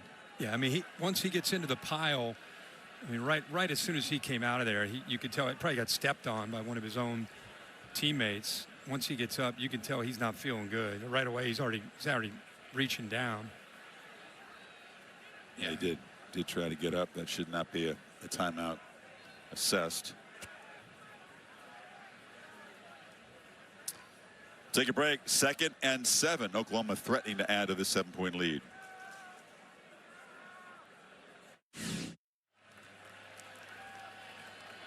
Oklahoma in the red zone for the 3rd time tonight. The first 2 trips resulted in touchdowns. So Zeke Berry out. That's not a position that they're blessed with a whole bunch of depth at this point, Kurt. Now they brought Jaden Sanders into the game up at the top of the screen. They've got some injuries, not a lot of depth there. 2 tight ends on the left for Oklahoma. Blaylock is the back. Mateer running all the way. Gets free. Mateer. Touchdown, Oklahoma. That drive was all on the quarterback. And the Sooners stretch it back to 2 scores. Well, Mateer, we just talked about what a threat he is. And Canick against Barham. What a matchup that is. It's a linebacker that's moved over to tight end and has a chance to try to help his quarterback out, because I was looking for one in white to make a play potentially on the quarterback if he decided to run it. And he got blown up there by Canick, and a great block that sprung the quarterback loose. Another effective design run. It's always been a part of Mateer's game. Michigan had to expect it. They haven't really been able to stop it consistently. 2 rushing touchdowns. I think they know the threat and what Mateer can do. I mean, it's pretty obvious. He's good chance he's going to have his hands on the football. And this is who we really wanted to see what he could do down in this area. But watch this block and the job that 12 does coming around on his counter play. Bang, right there. I mean, he knows what his assignment is. He's a former linebacker, about 245 pounds. He knows how good number 1 is. Bang, what a play. Great blocking downfield, and quarterback's able to walk in for that touchdown. Yeah, he's a threat catching the ball. As a next linebacker, you know he loves the physical blocking. They say he's really a huge tape study guy.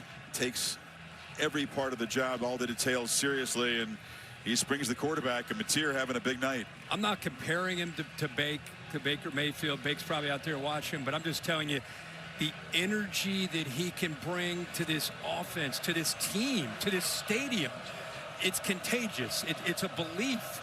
And only watching him is the second time in this uniform, but we didn't see this at all the last couple of years for Oklahoma. From the goal line, Marsh, the freshman, is going to be knocked down. Oklahoma fans wondered, we know he can play. Can he take a team and put it on his back when he has to make a play? Because Baker did, Kyler Murray did. I mean, you can go on and on. Jalen Hurts. Quarterbacks in that here. Pretty good run. Caleb Williams when he had to. Yeah. Maybe Mateer has the makings of that kind of ability. College game day rerouted to Knoxville. Yep. On Rocky Top. Yep. Improvise and adjust. INA, as Lee Corso says. Strong chance that we were headed to Morgantown. They get upended down in Athens, Ohio by the Bobcats. You don't walk into Frank Solid Stadium. No. And expect to have your way. No. No, the Bobcats took care of the Mountaineers. So game day headed to Knoxville. Underwood under pressure on the move. Escapes. Flag comes in late as he's shoved out hard behind the line by Owen Heineke.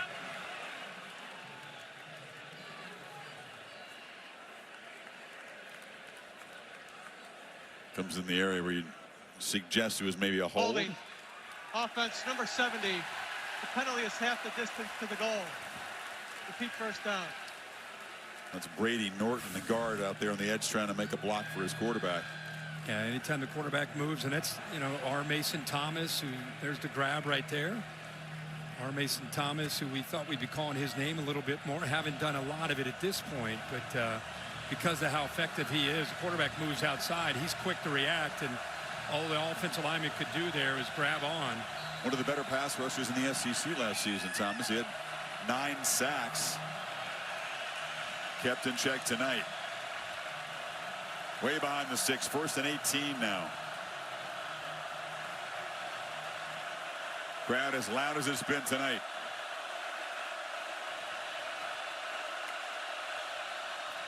Underwood. Trapped in line. Behind the line again by Heineke. Back-to-back plays made by the backup linebacker for the Sooners. Chris, these guys are so dialed in on these pre-snap movement. Watch how, as this movement happens, watch how the defense responds. The threat of the jet sweep taken away, and the quarterback coming around the back way taken away. Nowhere to go on that play. Completely dialed in and prepared, and then responding in real time. Nowhere to go for Michigan, and they dig themselves a deeper hole. 2 plays have lost 13 yards from the end zone. Underwood flips it underneath. That shovel pass is incomplete.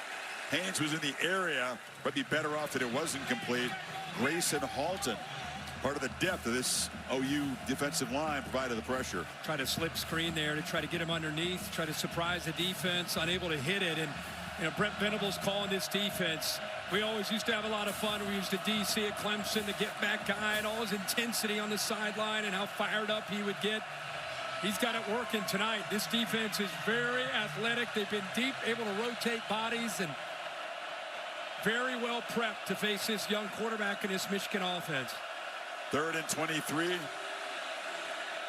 going to hand it off to Haynes. So the holding penalty on 1st down, the TFL, the incompletion, and the drive unravels quickly for Michigan. Halton again on the stop there.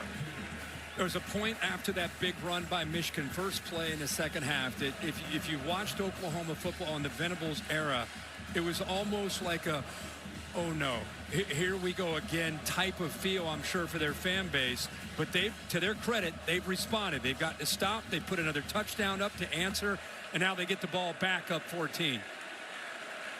Holland back to punt from his end zone. Satania standing all the way up at the Oklahoma 45. And the lefty will drive him back to the 35. It's muffed on the ground. A scramble for it. Michigan comes up with it. A crucial mistake. The second takeaway tonight as Satania coughs it up.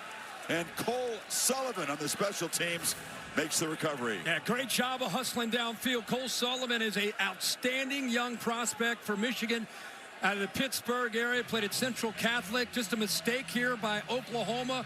Cole Sullivan makes them pay for it. How do you get back into a game? You need to catch a few breaks, and the Wolverines capitalize. Can they capitalize after this big turn of events? That's two special team mistakes. Remember the roughing of the punter, now the drop punt here, plus territory. Let's see what this young quarterback can do here. From the 31.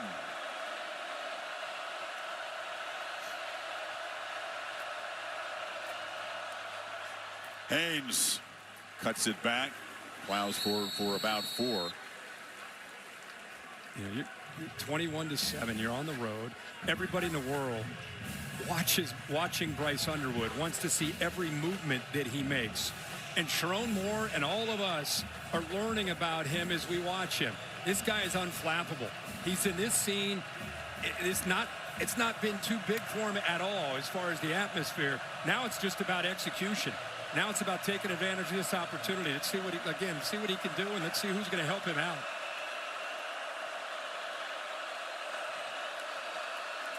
Second and 6, play fake, dart across the middle. He zipped it high and hot, and McCulley couldn't haul it in. Guillory in coverage.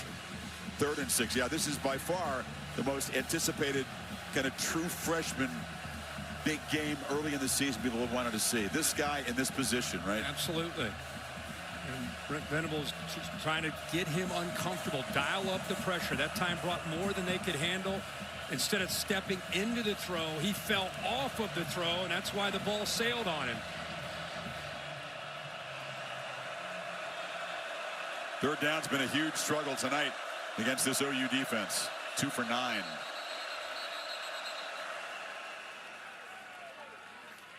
And they'll spend a timeout.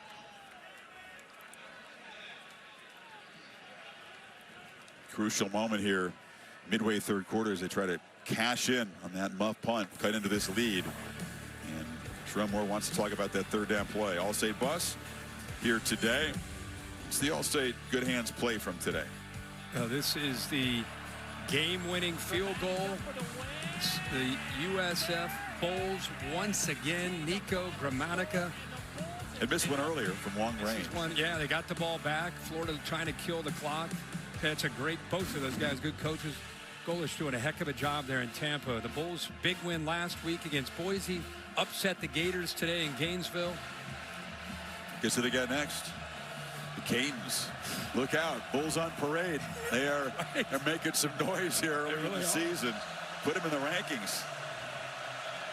Here we go, 3rd and 6. Sooners crowd the line. And Haynes runs straight ahead. Kobe McKenzie stopped him short. Are they thinking 2 plays to get it? They're going to need about 3 here. I thought they might be with the play call, but instead they're bringing out the field goal kicker and looking for the 3 points. Don't say he never misses. Don't say he made 15 in a row. I know. How about one last year? How about I balance it out? He's got no shot. He's not going to make it. He made 15 in a row before that 32-yarder hook. Jinxed him. All right. This is from 42. No chance for this one. Right? Is that what you want me to say? That's better. Oh, okay. I like that better. No problem. That's what you expect from the preseason All-American. So Michigan takes them off when they cut it to an 11-point game. That's probably considered a victory, though, for Venables and his defense. Yeah, I think that's a fair statement. I mean, it was a huge opportunity down 14, you get a drop punt, a muff punt, plus territory, chance to put a touchdown on the board. Instead, you got to cut it to 11. Yeah, they're -2 in the turnovers, surviving that so far. You know, Michigan trying to play without the tight end, one of their best offensive players, lose another co-captain offensive lineman. They've lost some guys on defense. So right away, early in the season, when you're trying to break in some young players, your depth is tested. They felt they had good depth on this Michigan team. We're going to see that. Yeah, and now if they're going to climb back and have a chance to win this game, it's going to be about their defense. We've talked a lot about Underwood, he can do. But against John Mateer and his ability to run and throw, they've got to step up on that side of the football and try to create some havoc and see if they can create a turnover or 3 and out, get the ball back to the quarterback. Oklahoma just 53 total yards in this third quarter. All of them coming on that drive.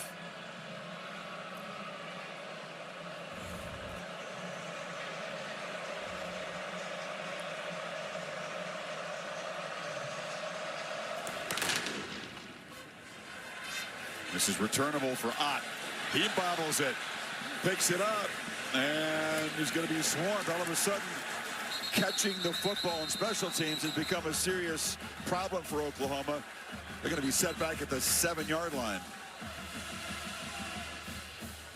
And really, these blunders haven't quite cost him the way they could. But you're right, it's becoming a challenge here. Ott looked like he was, got underneath it.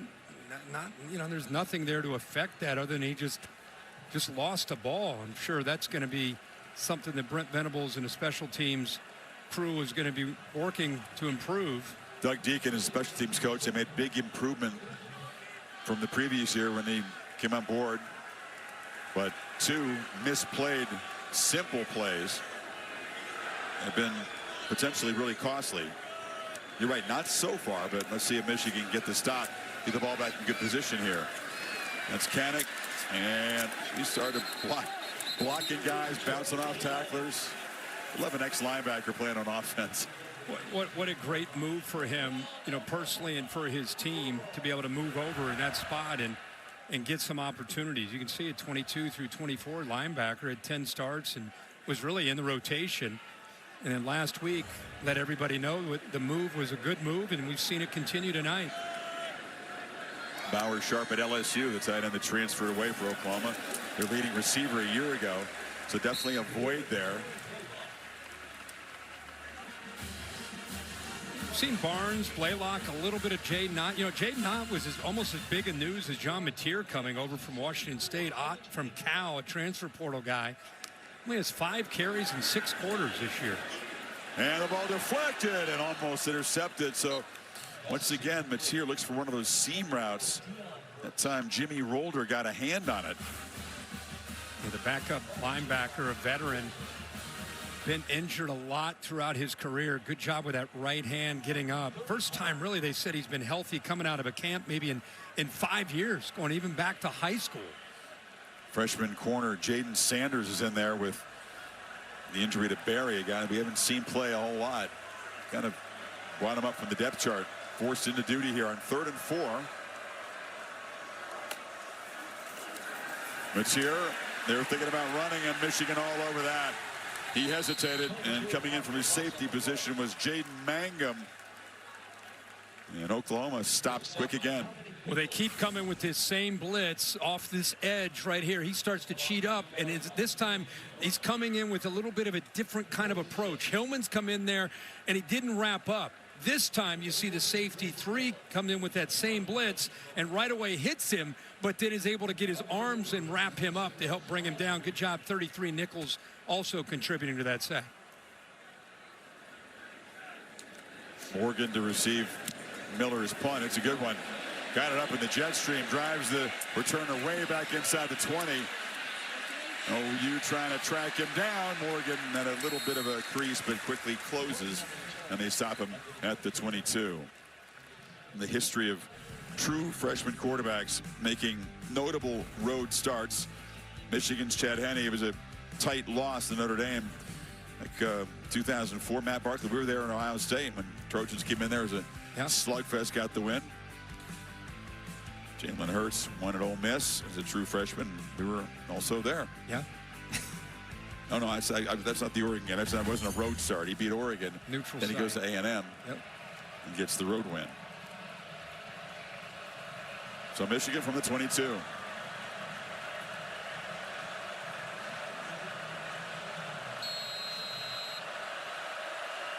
Marshall is the back. Sooners still crowding the line, expecting a first down run. It's a play fake. He looks downfield, arcs the ball, and it is fought for and caught. Donovan McCulley went up and got it over Robert Spears-Jennings. Finally, a first down shot. You're waiting for that. Yeah, and they go with that tighter formation to be able to get one to the inside and then across. See him working at the top, the center of your screen. I mean, he's pretty covered. That's a great throw to just give the big receiver a chance. It's 6'5", and what focus to be able to bring that down. It began on the back of his helmet. Long arms help. Yeah, he brought it in. So the explosive play sets him up inside the 35. Marshall a short gain. Watch the focus here. Reaching around, couldn't even really see the ball. David Tyree in the Super Bowl, the Giants almost type of catch there, the back of the helmet, but what effort. That's what we said. Can they get the ball downfield? Can you have that shot play? That was a massive concern for Michigan's offense a year ago, worst in the country. Only 17 pass plays over 20 yards. They needed that one. It was for 44. Marshall again. Sets up third manageable. Talking about not being able to get plays downfield. That's a big reason they went out and brought in Donovan McCulley. I mean, through recruiting and the transfer portal, we got a guy down, 70. It's Brady Norton.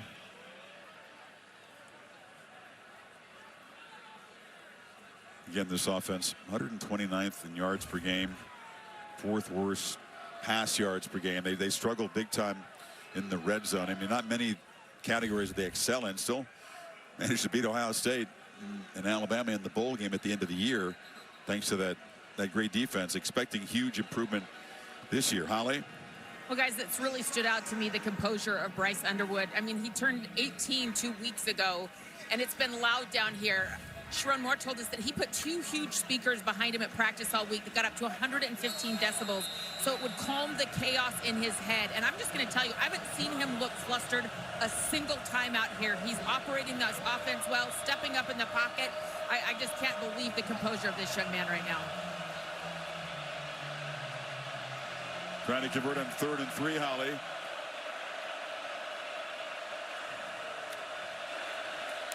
Marshall, and he's got the first down as they move it down to the 21. How about Guarnera at 53 coming in for that play for Brady Norton? They run right behind you. Good job helping out in that combination block in the inside. Shows the trust and confidence that they have. He's right here. He's got to come down, help out, help the center out, open it up. Good hard running. It's a big series here for the Wolverines. They need a touchdown. Can't settle for a field goal in the red zone. Bredesen comes in motion. Back foot throw. And, oh, we had wide open. McCulley was running right down the field, uncovered. He threw it toward the pylon. Pressure came from Halton that time. Now, the defender reacts to the ball in the air. If you really slow it down and watch as he releases the ball, he thinks he's going to the fade in the corner, but he's just kind of hesitating. See, once the ball's thrown, the defender reacts. He just almost seems like he was baiting him, setting him up on like an option route. They're just not on the same page there with the quarterback.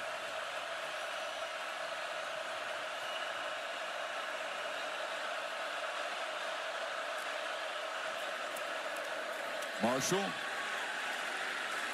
hard-earned 4 yards. Dominic Williams wrestled him down. 3rd down and long again.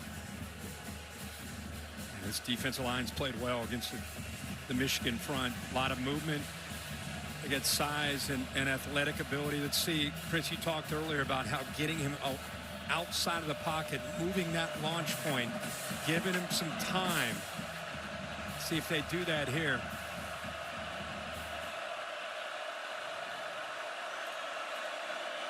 They do, Kirk. He's on the move. Slings it across the middle. Incomplete. He's broken up trying to find McCulley. And at freshman, you talked about and praised Cortland Guillory in coverage. And they send the field goal team out again. A frustrating way for this drive to end. They were moving it after that big pass play. They got him outside, but tight coverage there. So the 44-yard circus catch by McCulley, setting up this field goal attempt as they try to cut the lead to 8. And Zapata from 35 does that. Final minute and a half of the third quarter. Michigan outscoring the Sooners 13-7 in this quarter. SEC on ABC and the all-new ESPN app next weekend. Matinee in Knoxville as the Dogs visit Rocky Top. And in primetime, LSU, the Florida Gators, off that loss today, that walk-off field goal, the USF, part of a really rough schedule, has to go to the Bayou.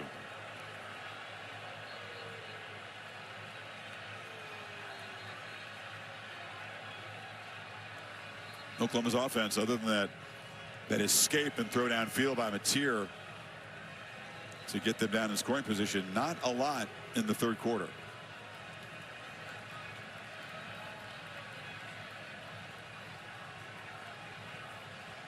Michigan beginning to focus in on those design quarterback runs.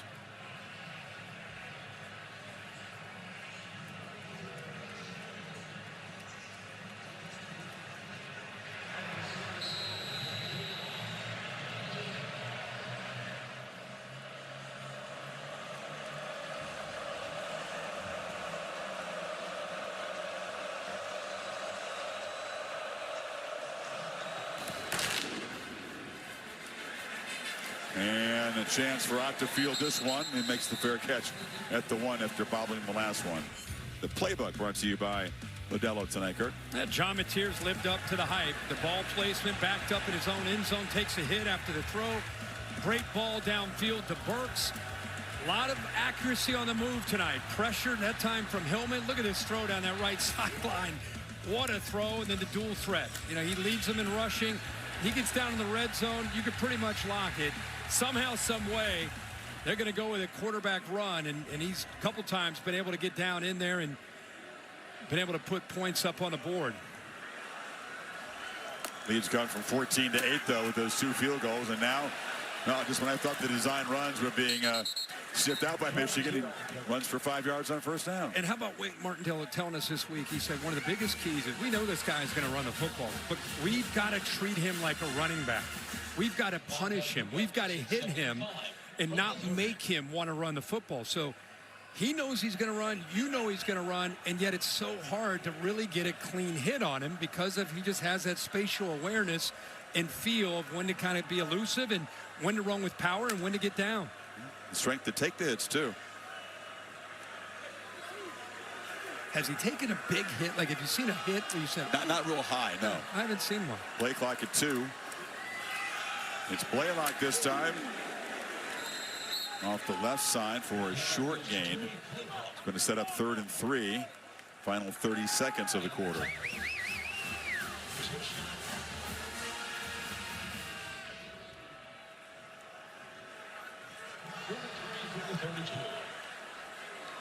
Again, you'd think Mateer runs are the focal point for this Michigan defense at this point. They're going to let the game clock run down here into the quarter.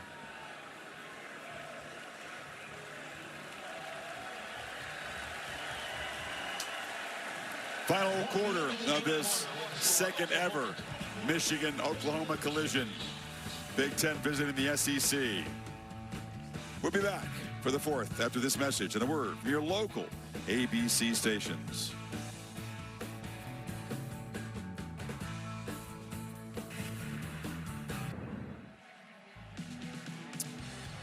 Back for the 4th quarter of the SEC on ABC. SEC All Day presented by IHG Hotels and Resorts. First of a home and home. Wolverines will host the Sooners next season in the Big House. And Michigan goes to Texas in 2027. We applaud teams for taking on the challenges of these big non-conference collisions. Great for the sport and its fans. Well, Mateer barrels ahead. Appeared to lose the ball at the end. He gets it back, but it's another first down on the ground for the quarterback. And he goes right behind the man in motion, Jaron Kennick again. He's looked like a great receiving tight end last week, and tonight he's been a bruiser. First down throw, and then he can make the catch on the edge. Look at the maneuverability. He says, wait a second, Kirk, I'm not just a bruiser. I can get into space. I can make a play. Yeah.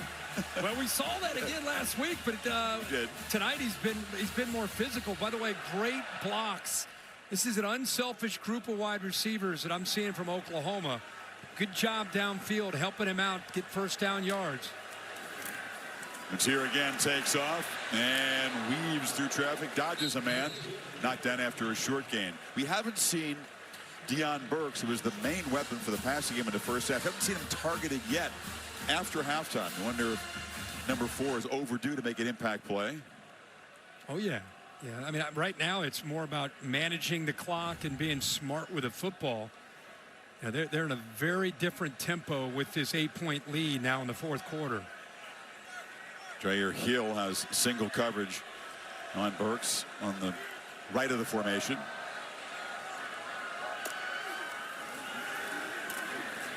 A lot of time for Mateer. Throws underneath. That was a target for Burks finally, but not an accurate throw. It was behind him. It'll bring up third down. Fans reacting to TJ Guy's hit there on Burks after the ball was incomplete.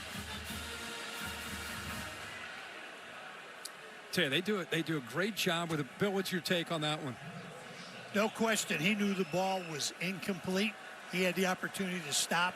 He put a last-second hit on him. So what do you mean? What are you saying? Would have supported the flag. Okay. 3rd and 7.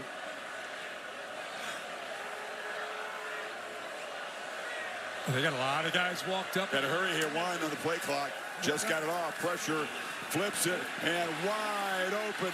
Barnes leaked out of the backfield. They lost him. Big gain down inside the 25 as they move to 6 on a crucial third down with a 16-yard pickup. So I think he's got 7 defenders. 1, 2, 3, 4, 5, 6, 7. Only 6 to block.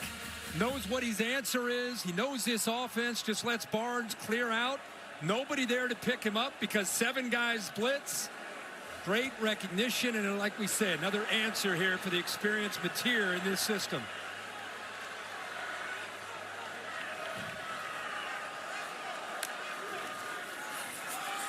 Reverse, flea flicker, Mateer to the end zone, overthrew Kennick. Oh, the trickery, and it got what they wanted. The tight end was running free. One of the few misfires Mateer's had tonight. Well, Kennick's been so good tonight. I just don't know if he was going as fast as he could on this route. He does a good job of delaying it, then leaking out, and just not able to bring that down. They had Michigan out of place. Barham there with his eyes in the backfield. Good job, like I said, being patient there by the tight end, and then he releases late. Execution perfect, just not able to connect there, just off the fingertips. So a little trickery from Ben Arbuckle. And now the pressure off the edge. Mateer escapes and throws it away. They tried to tackle him high. He just spun right out of the sack. That was Mason Curtis who had him in the grasp. They keep coming on the right side of this offensive line. That was the zone pressure. Again, brought one more than they could handle on that side and able to affect the timing. They just can't. They have a hard time bringing him down because of that leg strength. 3rd and 10. Oklahoma did not attempt a field goal in the opening game. Tate Sandell in from UTSA. They were scoring touchdowns against Illinois State.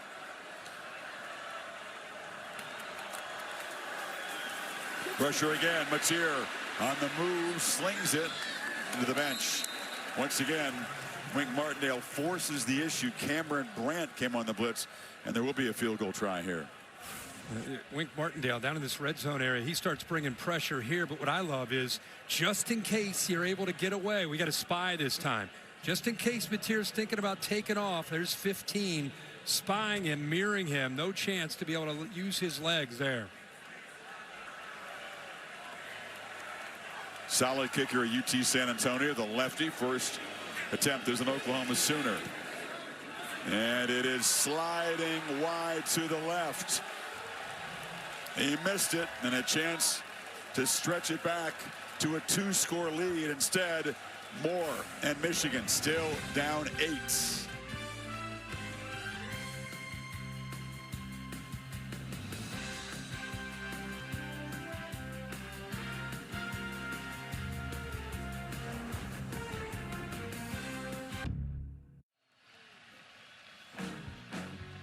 Inside the helmet view, zooming back into the field.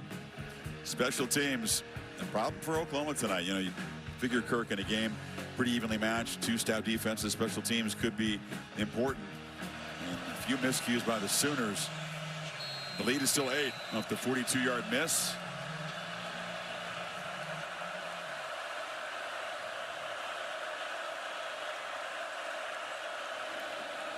Underwood briefly in the pocket, escapes, scrambles right up the middle.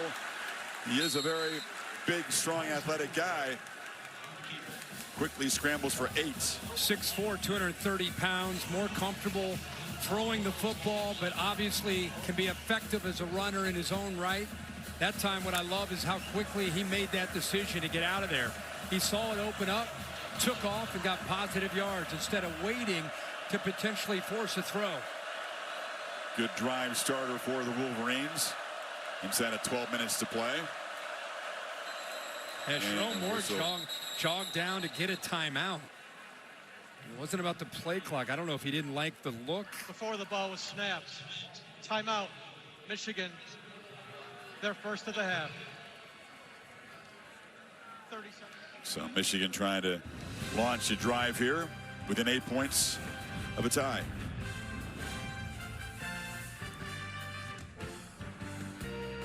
Goodyear blimp above. Still always forever game ready. You can see some maize and blue sprinkled in. Michigan fans did buy a fair amount of tickets. They said they were really well treated by Oklahoma. These 2 programs, the blue blood programs, no beef, no bad blood between them. And Oklahoma fans have really enjoyed having Michigan people on their campus. Yep.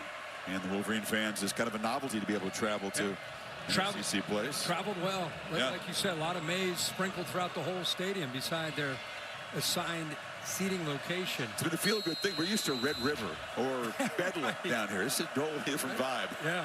Look at this first to blitz, the experience in the system versus a young quarterback. And they run it with Haynes. He powers for a first down. The drive is up and going now. They get to the 37.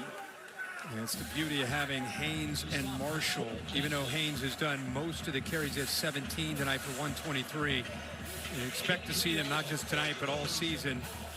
Assuming they're able to stay healthy, being one of the better combination backs in college football, and keep them both fresh for 4 quarters by sharing those carries. Haynes, the workhorse last week, back-to-back 100-yard games to start his season. First down, Underwood from the pocket. He'll be dragged down and sacked. Ran out of time very quickly. Sammy Amasigo and Jaden Jackson provided pressure from the middle, too. Yeah, it's one thing to get to set the edge, but it's another thing to get a push through the interior. That's just brute strength, working right over top of the center, Greg Crippen. Jaden Jackson, true freshman a year ago, athletic, physical, clearly, and gets Michigan behind the sticks.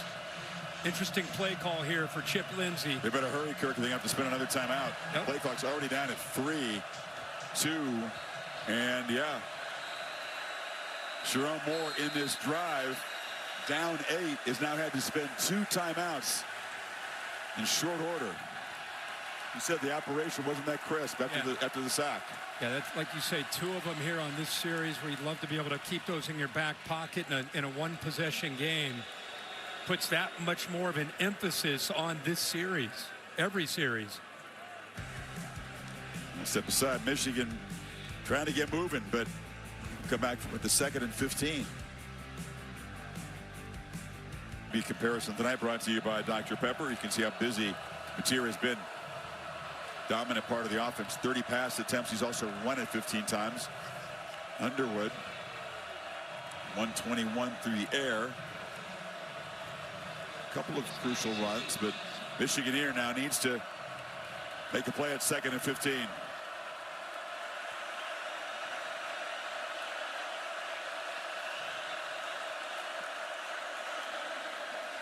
Pressure, back foot throw, incomplete. They came after Underwood, and his throw was off target. Kip Lewis and McKenzie bringing the heat. Boy, it's easy to sit up here, but if he had a little bit more time here, Zach Marshall, 83, works down on the wheel route. Nobody follows him. Just had another hitch, and would have been able to see that. That's a touchdown. That's a bust. Good to see Samaj Morgan back out there. Remember, Marlon Klein not out there. Morgan, one catch tonight for 19 yards. 3rd and 15. And it's batted down at the line. Oklahoma's pressure affecting the quarterback again. Heineke's had a big ball game, harassing, chasing the quarterback, and getting his hand on that one. Yeah, he does a good job of working around, and he's a guy that just is going to give you everything he has. 6'1", 227 pounds. He was at Ohio State, but not playing football. He was playing lacrosse. And he ends up transferring to Oklahoma in the last couple of years, and he's been effective linebacker for Brent Venables. Is there more NIL in football than lacrosse? I think probably. So. I would think. Catch made. Backs pedals and makes it at the 18.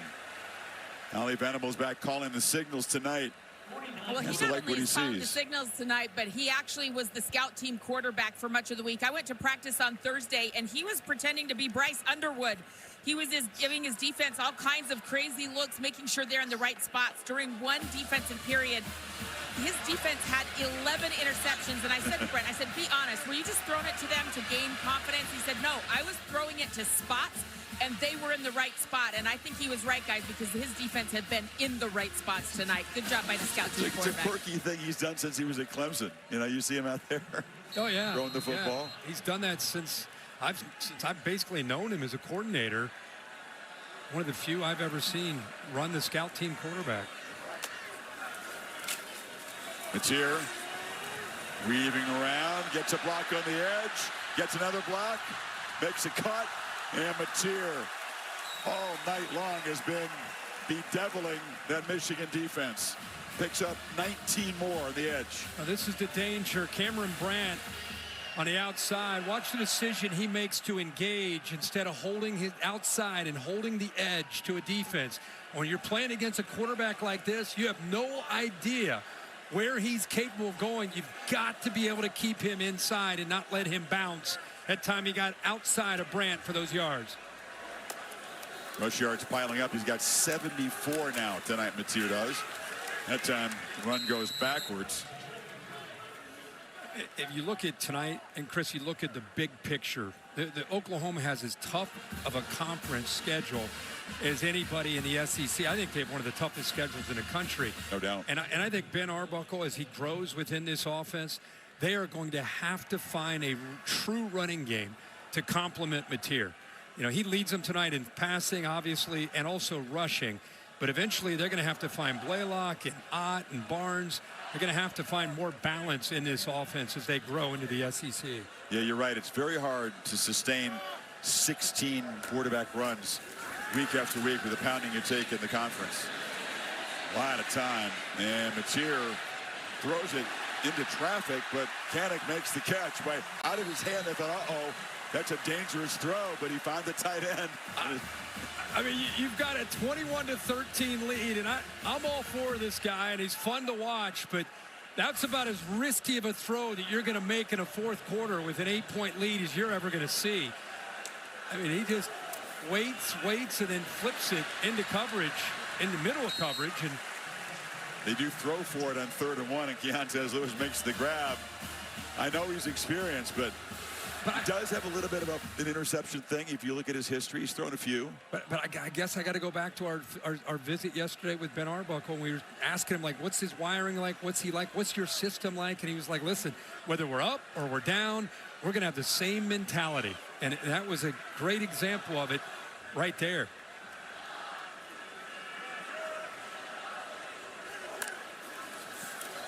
On the end around, Satania. He's explosive, doesn't need much to get going. Turns the corner, and just like that, picks up 8 before Mangan gets him down. I guess it's just an aggressive mindset as an offense. Yeah, this is not an offense this year you're going to watch with a new offensive coordinator that's going to, oh, hey, we got an 8-point lead. Let's run the ball. Let's be careful. Like the conventional wisdom working with an 8-point lead, I don't think that is really who Ben Arbuckle is. I think it's keep your foot on the gas is more of his approach. I agree. 2nd and 2, you figure they're going to run it here. Blaylock, you're trying to shove him forward. Jayshon Barnum made the stop. It's going to be 3rd down at about a half yard. And this is like, if you're Michigan, this is a huge series for the defense. Obviously, at 8 points, already expended all of their timeouts. They've got to get a stop. Even a field goal potentially could do them in. Oh, they have one timeout. You said when they spent those 2 was going to put extra urgency on every series. That's what's happening here. Yep. Oklahoma using the play clock here. In this 3rd and about a half yard. I formation. Barnes is the tailback under center. They hand it to him, and he fresh set of downs. 1st down at the 35. They can still chew on the clock some more now. This offensive line, you know, we've talked so much about Mateer and Arbuckle and these new receivers and the backs.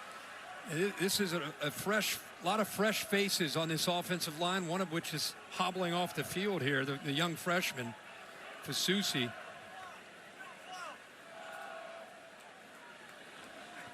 Well, comes from Nigeria. Tremendous story. Stepping in and starting after missing the opener. He hobbles off on 1st down.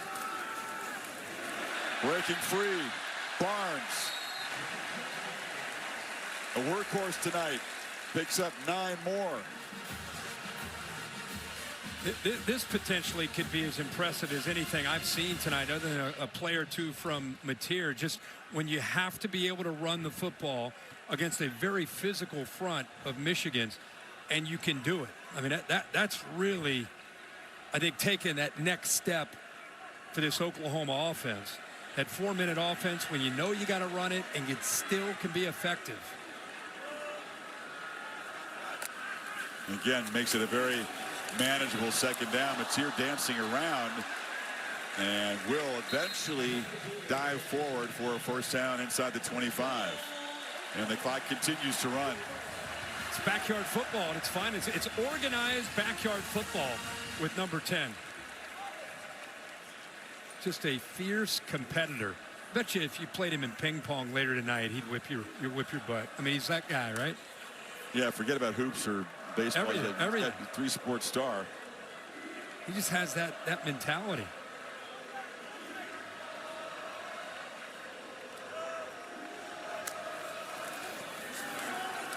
Barnes off the right side. Stop him behind the line. Holly? Well, guys, I actually asked him many fun stories about himself off the field, and John Mateer said he's actually very good at pickleball, so we're not far off about the ping pong. Okay. Spends his time to relax, also competing. Ferociously athletic sport of pickleball. Have you ever played that? Yes, I have. You like it? I'm a tennis guy. I like paddle, too, but yeah. Paddle's fun. Yeah. Now, pickle's fun. I don't think of it as being the most athletic sport. But I'm sure John could do anything. Behind the 6 here, 2nd and 11 inside of 340. Easy pitch and catch on the far side. That's Burks. Such a big impact in the first half. Quieter after halftime. Barnum stops him, but it sets up 3rd and 2. 8 runs, 3 passes on this drive. And again, what I love is gets back in that empty set, the gun, confidence that they have in a quarterback to be able to be not only an accurate throw, but make a safe, good decision. There's a trust there. Week 2. And he delivers to give him a chance here. 3rd and short. Clock still moving. Empty backfield. Sure looks like quarterback run. Metier. They grabbed his face mask and a flag comes in. About 4 of them. Trey Williams, they had him stopped. And they grabbed the face mask. And that's going to be a stinging penalty against the Wolverines. Yeah, Michigan, it looked like TJ Guy had blown the play up. Will Huggins, a tight end, he just threw Personal him. Foul. Face mask. Defense number 0. The penalty is half the distance to the goal. It's going to be 4th down. First down. Yeah, TJ Guy made the play. It's going to be 4th down. They're going to at least attempt a field goal, and instead the face mask gives them the 1st down inside the 10-yard line. The clock is as important as anything else right now, especially with Moore having to spend those 2 timeouts. Or choosing to anyway.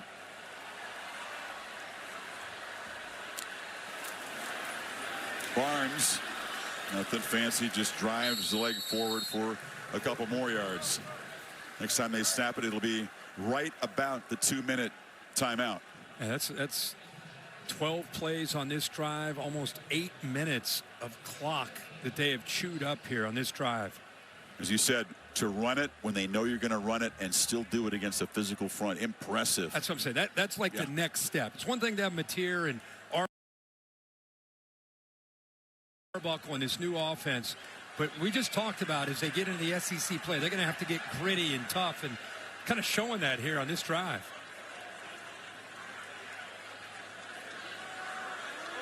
You can run this right down. You can see that the game clock and play clock are synced up. They snap it, and Matier beginning to like come downhill in a hurry, and him is stopped. This is the 2-minute timeout. It'll be 3rd and goal. Hausman made the stop. He took a hit there. So they can set up and a chip shot field goal. If they don't find the end zone, we'll put the lead back to 11.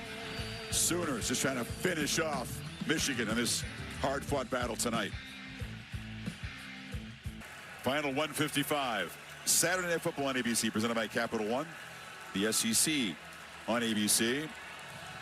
13-play, 74-yard drive. You know, they've had some great quarterbacks here recently. Go back to Bake and Kyler Murray, Jalen Hurts, Spencer Rattler, Caleb Williams. You could throw Dylan Gabriel in there. And they needed a guy. They went out to the portal and found him. And it's not just what he's doing with his feet and with his arm. It's the energy and the attitude that he's bringing in. Plays with a chip on his shoulder. The crowd is reacting to him. He already owns the place. And he just got here. Got to finish the job here in 3rd and goal. Backpedaling, flips it short. Catch made. Blaylock cannot escape the tackle. Barham tracked him down when he was thinking about getting to the end zone, and Moore hustles down to spend a timeout here. That's man against man. That is a foot race and a good effort there by one in white. He came up a little bit. Ginger, you can see him there still kind of nursing that right leg. That's man-to-man coverage. Look at the range there of the 6'3", 245-pound linebacker trying to stay up with a true freshman. He's 40 pounds bigger than the guy that he ran down. Yeah. And great effort, because if he gets 2 more yards, obviously this game's over, and sets up a 4th and goal.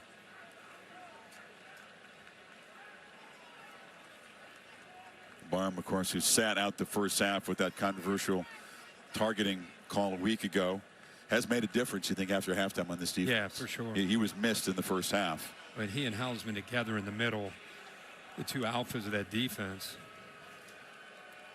So remember, they missed a field goal earlier. Tate Sandell, very solid kicker at UT San Antonio.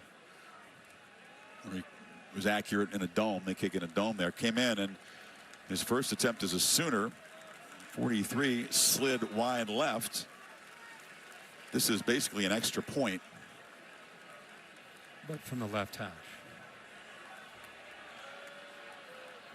It's a tricky angle, I suppose. If you're an Oklahoma fan, you know the kicking has been a problem. Right. Fans were saying, please, this could be a close game. Don't have it come down to kicking. Right. They're a little wounded from last year, in recent years. Yeah, I don't blame them.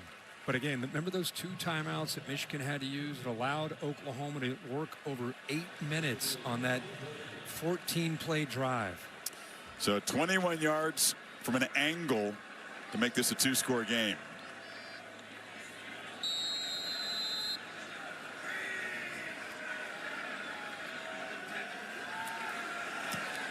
No problem. Biggest part of that drive, sure, they had 3 points. They took 8:27 off the clock. A grinding 15-play, 78-yard drive. That's the longest they've had under Venables as head coach here at Oklahoma. Like I said, that's probably as impressive as anything that they've shown tonight is the ability to run the ball when you have to. That's what great offenses do, and that's what Mateer did there. All smiles, those big fellas that he worked so hard to develop chemistry with. Let's go to Kevin Negandhi and check in. It's now an 11-point game, 1:44 to play. Chris, you talk about smiles in Stark Vegas. Just after Arizona State took its first lead of the night, Blake Shapen and Brendan Thompson. What happened to the defense, Sun Devils?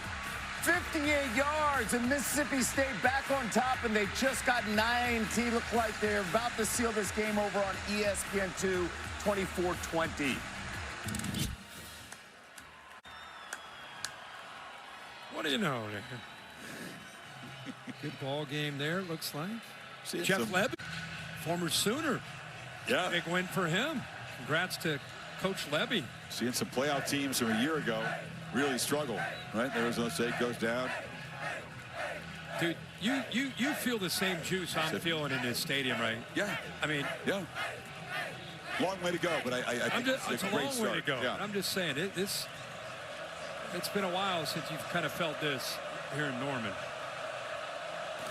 Well, different vibe than the end of the year. The end of the year, the season was basically lost, and they played for pride and beat Alabama in here.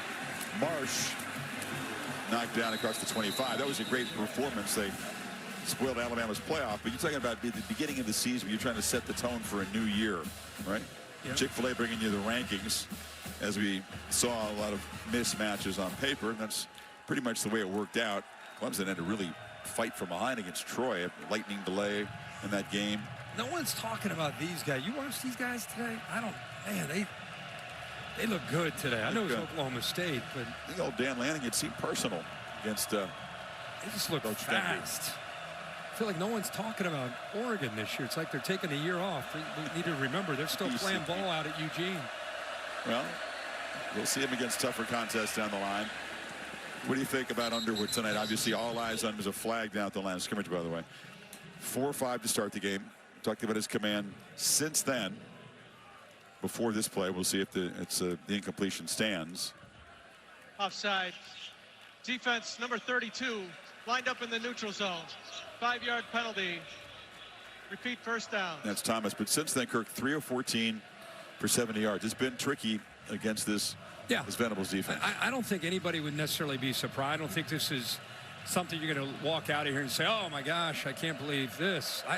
I don't think that at all. I think it's when you do well as a quarterback. No, I'm just asking to assess it. No, I'm not saying for you. I'm just saying I think there'll be some reactions like that from some people. I look at this as when you do well as a quarterback, you get too much credit. And when a team loses like this, you get too much blame. I look at this as if I'm Michigan, I'm scouting Michigan, who can beat me in the pass game? Forget the quarterback, besides Donovan McCauley. Like, that's where they're going to have to develop. That was an issue last year, and they're going to have to continue to see Morgan continue to get better. Goodwin, hopefully they get Klein back and healthy, but they're going to have to find weapons on the outside to complement their running game with Haynes and Marshall. But his quarterback's next level. And he's going to get better and better. But I don't care how talented you are, how poised you are, how touted you are, how many guys they've surrounded you with. When you're a true freshman and you're playing on the road against good teams like this, you're going to have nights where you struggle. The growing pains are inevitable. Absolutely. I don't think fans always get that. They maybe expected him to come in here and light it up like they're playing, New Mexico again. No. And again, we'll see as the year plays out. They went up against a really good defense, one of the top defensive play callers in the country, with a team that was inspired and ready to play. To throw on the sidelines, I'll tell you the one thing that the teams on Michigan's schedule will look at against the blitz tonight. When Venables brought heat, he didn't complete a pass. They'll 0 for 8 against the blitz. Those are one of those key analytics they'll look at, and I'm sure Jerome Moore and the offensive staff will study that. Well, like I said, if you have people on the outside on the perimeter that when you blitz them, they can win one-on-one and separate, it makes people not want to blitz. But until you prove you can do that consistently, you're going to get your fair share of people that are not afraid to blitz you and take chances.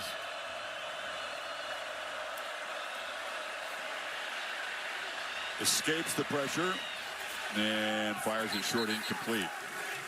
Third down. Final minute, we should mention Jerome Moore will have to sit out a suspension the next 2 games. It was a self-imposed suspension. The Connor Stallions signed, stealing, deleting text messages. So the next 2 games against Central Michigan and then on the road against Nebraska, he will not be able to be in the building throughout the week. That's a different penalty than what Harbaugh had to pay. That's right. Yeah, Harbaugh just missed Saturdays. So he can't return until the game against Wisconsin, October 4th. They have a bye before that when he can coach. That's going to be tough for him to watch. Sit out. Off this loss, you want to get right back out there and coach. Yeah. And he will not be able to. That's a good point. Can they go back to McCauley? Got a 4th down and about a yard here. And that's it. The Sooner defense has the final word. Almost Seago with a tackle for loss. They invaded the backfield all night. They stopped runners behind the line. They blitzed. They pressured Underwood. Oklahoma's defense is the story. Along with John Mateer. Yeah. Co-stars. Yeah. Co-stars tonight. Yeah, say? That's fair to say. But what a fitting way for Oklahoma to wrap this game up. And with a tackle for a loss, and again attacking the line of scrimmage with their backers. Huge win for Brent Venables, not just tonight, but they put so much into this offseason with changes, with coordinator changes, with a lot of personnel, just changing the vibe, the energy, the DNA of this program. And a win like this can really springboard you into some big hopes for this year. They got Auburn coming to town in a couple weeks. Texas on the horizon, and obviously it's a big win for this program. Jackson Arnold's return, ex-Sooner quarterback for Auburn. That'll be interesting. Quarterback matchup with Mateer. Yep. It gets serious. So they got Red River at South Carolina, Ole Miss, at Tennessee, at Alabama, Missouri, LSU. That's all that's left for them from October. Yeah, that's it. And Sherrod Moore returning to his alma mater comes short tonight. Could not contain John Mateer. He ran it 19 times for 74 yards and a couple touchdowns. Threw for 270 and a touchdown. And he's with Holly. Right now. We're going right now. We're live on TV right now. What do you think about winning over Michigan, a game of blue bloods, a historic matchup, and you just won it, John? We've been excited for this game. Thank you so much. For a long time, and I'm proud of these guys. I mean, we beat them, and we didn't play our best game with a bunch of turnovers, a bunch of things we need to clean up. I'm so proud of my teammates. You said when you walked on this field last week to play, it was surreal. Tonight, you look comfortable in this building. How did you get comfortable so quickly? I know that these fans have my back. These fans have all of our backs, and I threw a pick, and but next time I go on the field, they cheer me on, and I appreciate that so much, so Boomer. You used your legs so effectively and efficiently tonight. They couldn't catch you at times. How are you able to mix that in with the pass? It's dangerous. +1 run game is not good for defensive coordinators, and they don't like it, and I'm glad Coach Arbuckle trusts the ball in my hands, and I'm proud of the O-line and the running backs, tight ends blocking it up. Speaking of the O-line, that long drive to end the game and eat up the clock, how do you describe that? Yes, ma'am. That's what it's all about. I mean, it's not the flashy stuff and the big plays. It's the gritty, hard work and the urgency that we played with on that drive, and that's football. That's how you win. Thank you so much. Appreciate it. Yes, ma'am. You love everything that he just said. Everything he just said. Just shoot it into my veins. That's what we talked about. He did a lot of stuff that was fun. It'll be on SportsCenter and a lot of cool highlights. But that last drive where they were able to eat up over 8 minutes when Michigan knew they were going to run the ball, I'm with him. That's what stood out. And he focused on what wasn't perfect. And he's right. They won this game -2 in turnovers. They had 3 big special teams miscues, including one of those turnovers, a muff punt, basically a roughing the punter penalty that prolonged the Michigan drive. Despite that, pretty convincing win. Yeah, and what's great when you win a game and you have those mistakes is it's easy to get their attention, especially at week 2. go back into the film room and think, hey, you know, don't listen to everything you're hearing, all these great things. Look at this film. We can still get a lot better. So that's the best thing for any coach. Anytime early in the year, especially, you go through some hiccups, you overcome them, you win a game. And for Michigan, it's a game you lose on the road. This is a good football team. You know, they grew up tonight. Young quarterback grew up tonight, saw something he's never seen. They've got to get better around him if they're going to become a real threat in the Big Ten. Michigan shorthanded some key pieces tonight, either out injured or couldn't play at all. So they'll want to get everybody back and healthy. I agree. They show a lot of promise, but the night belongs to Oklahoma. A fun night in Norman for Brett Venables and his team. And as you said, John Mateer walking around like he owns the building, and why not? Great tradition of Oklahoma quarterbacks who've got moxie. Add this guy to the list, a winner. 24-13 is the final in Norman. Tonight's game produced by Bill Bonnell, directed by Jimmy Platt. Hard work by all of our crew here in Norman. We appreciate them. On the West Coast, your local news over most of these ABC stations. For Kirk and Ollie.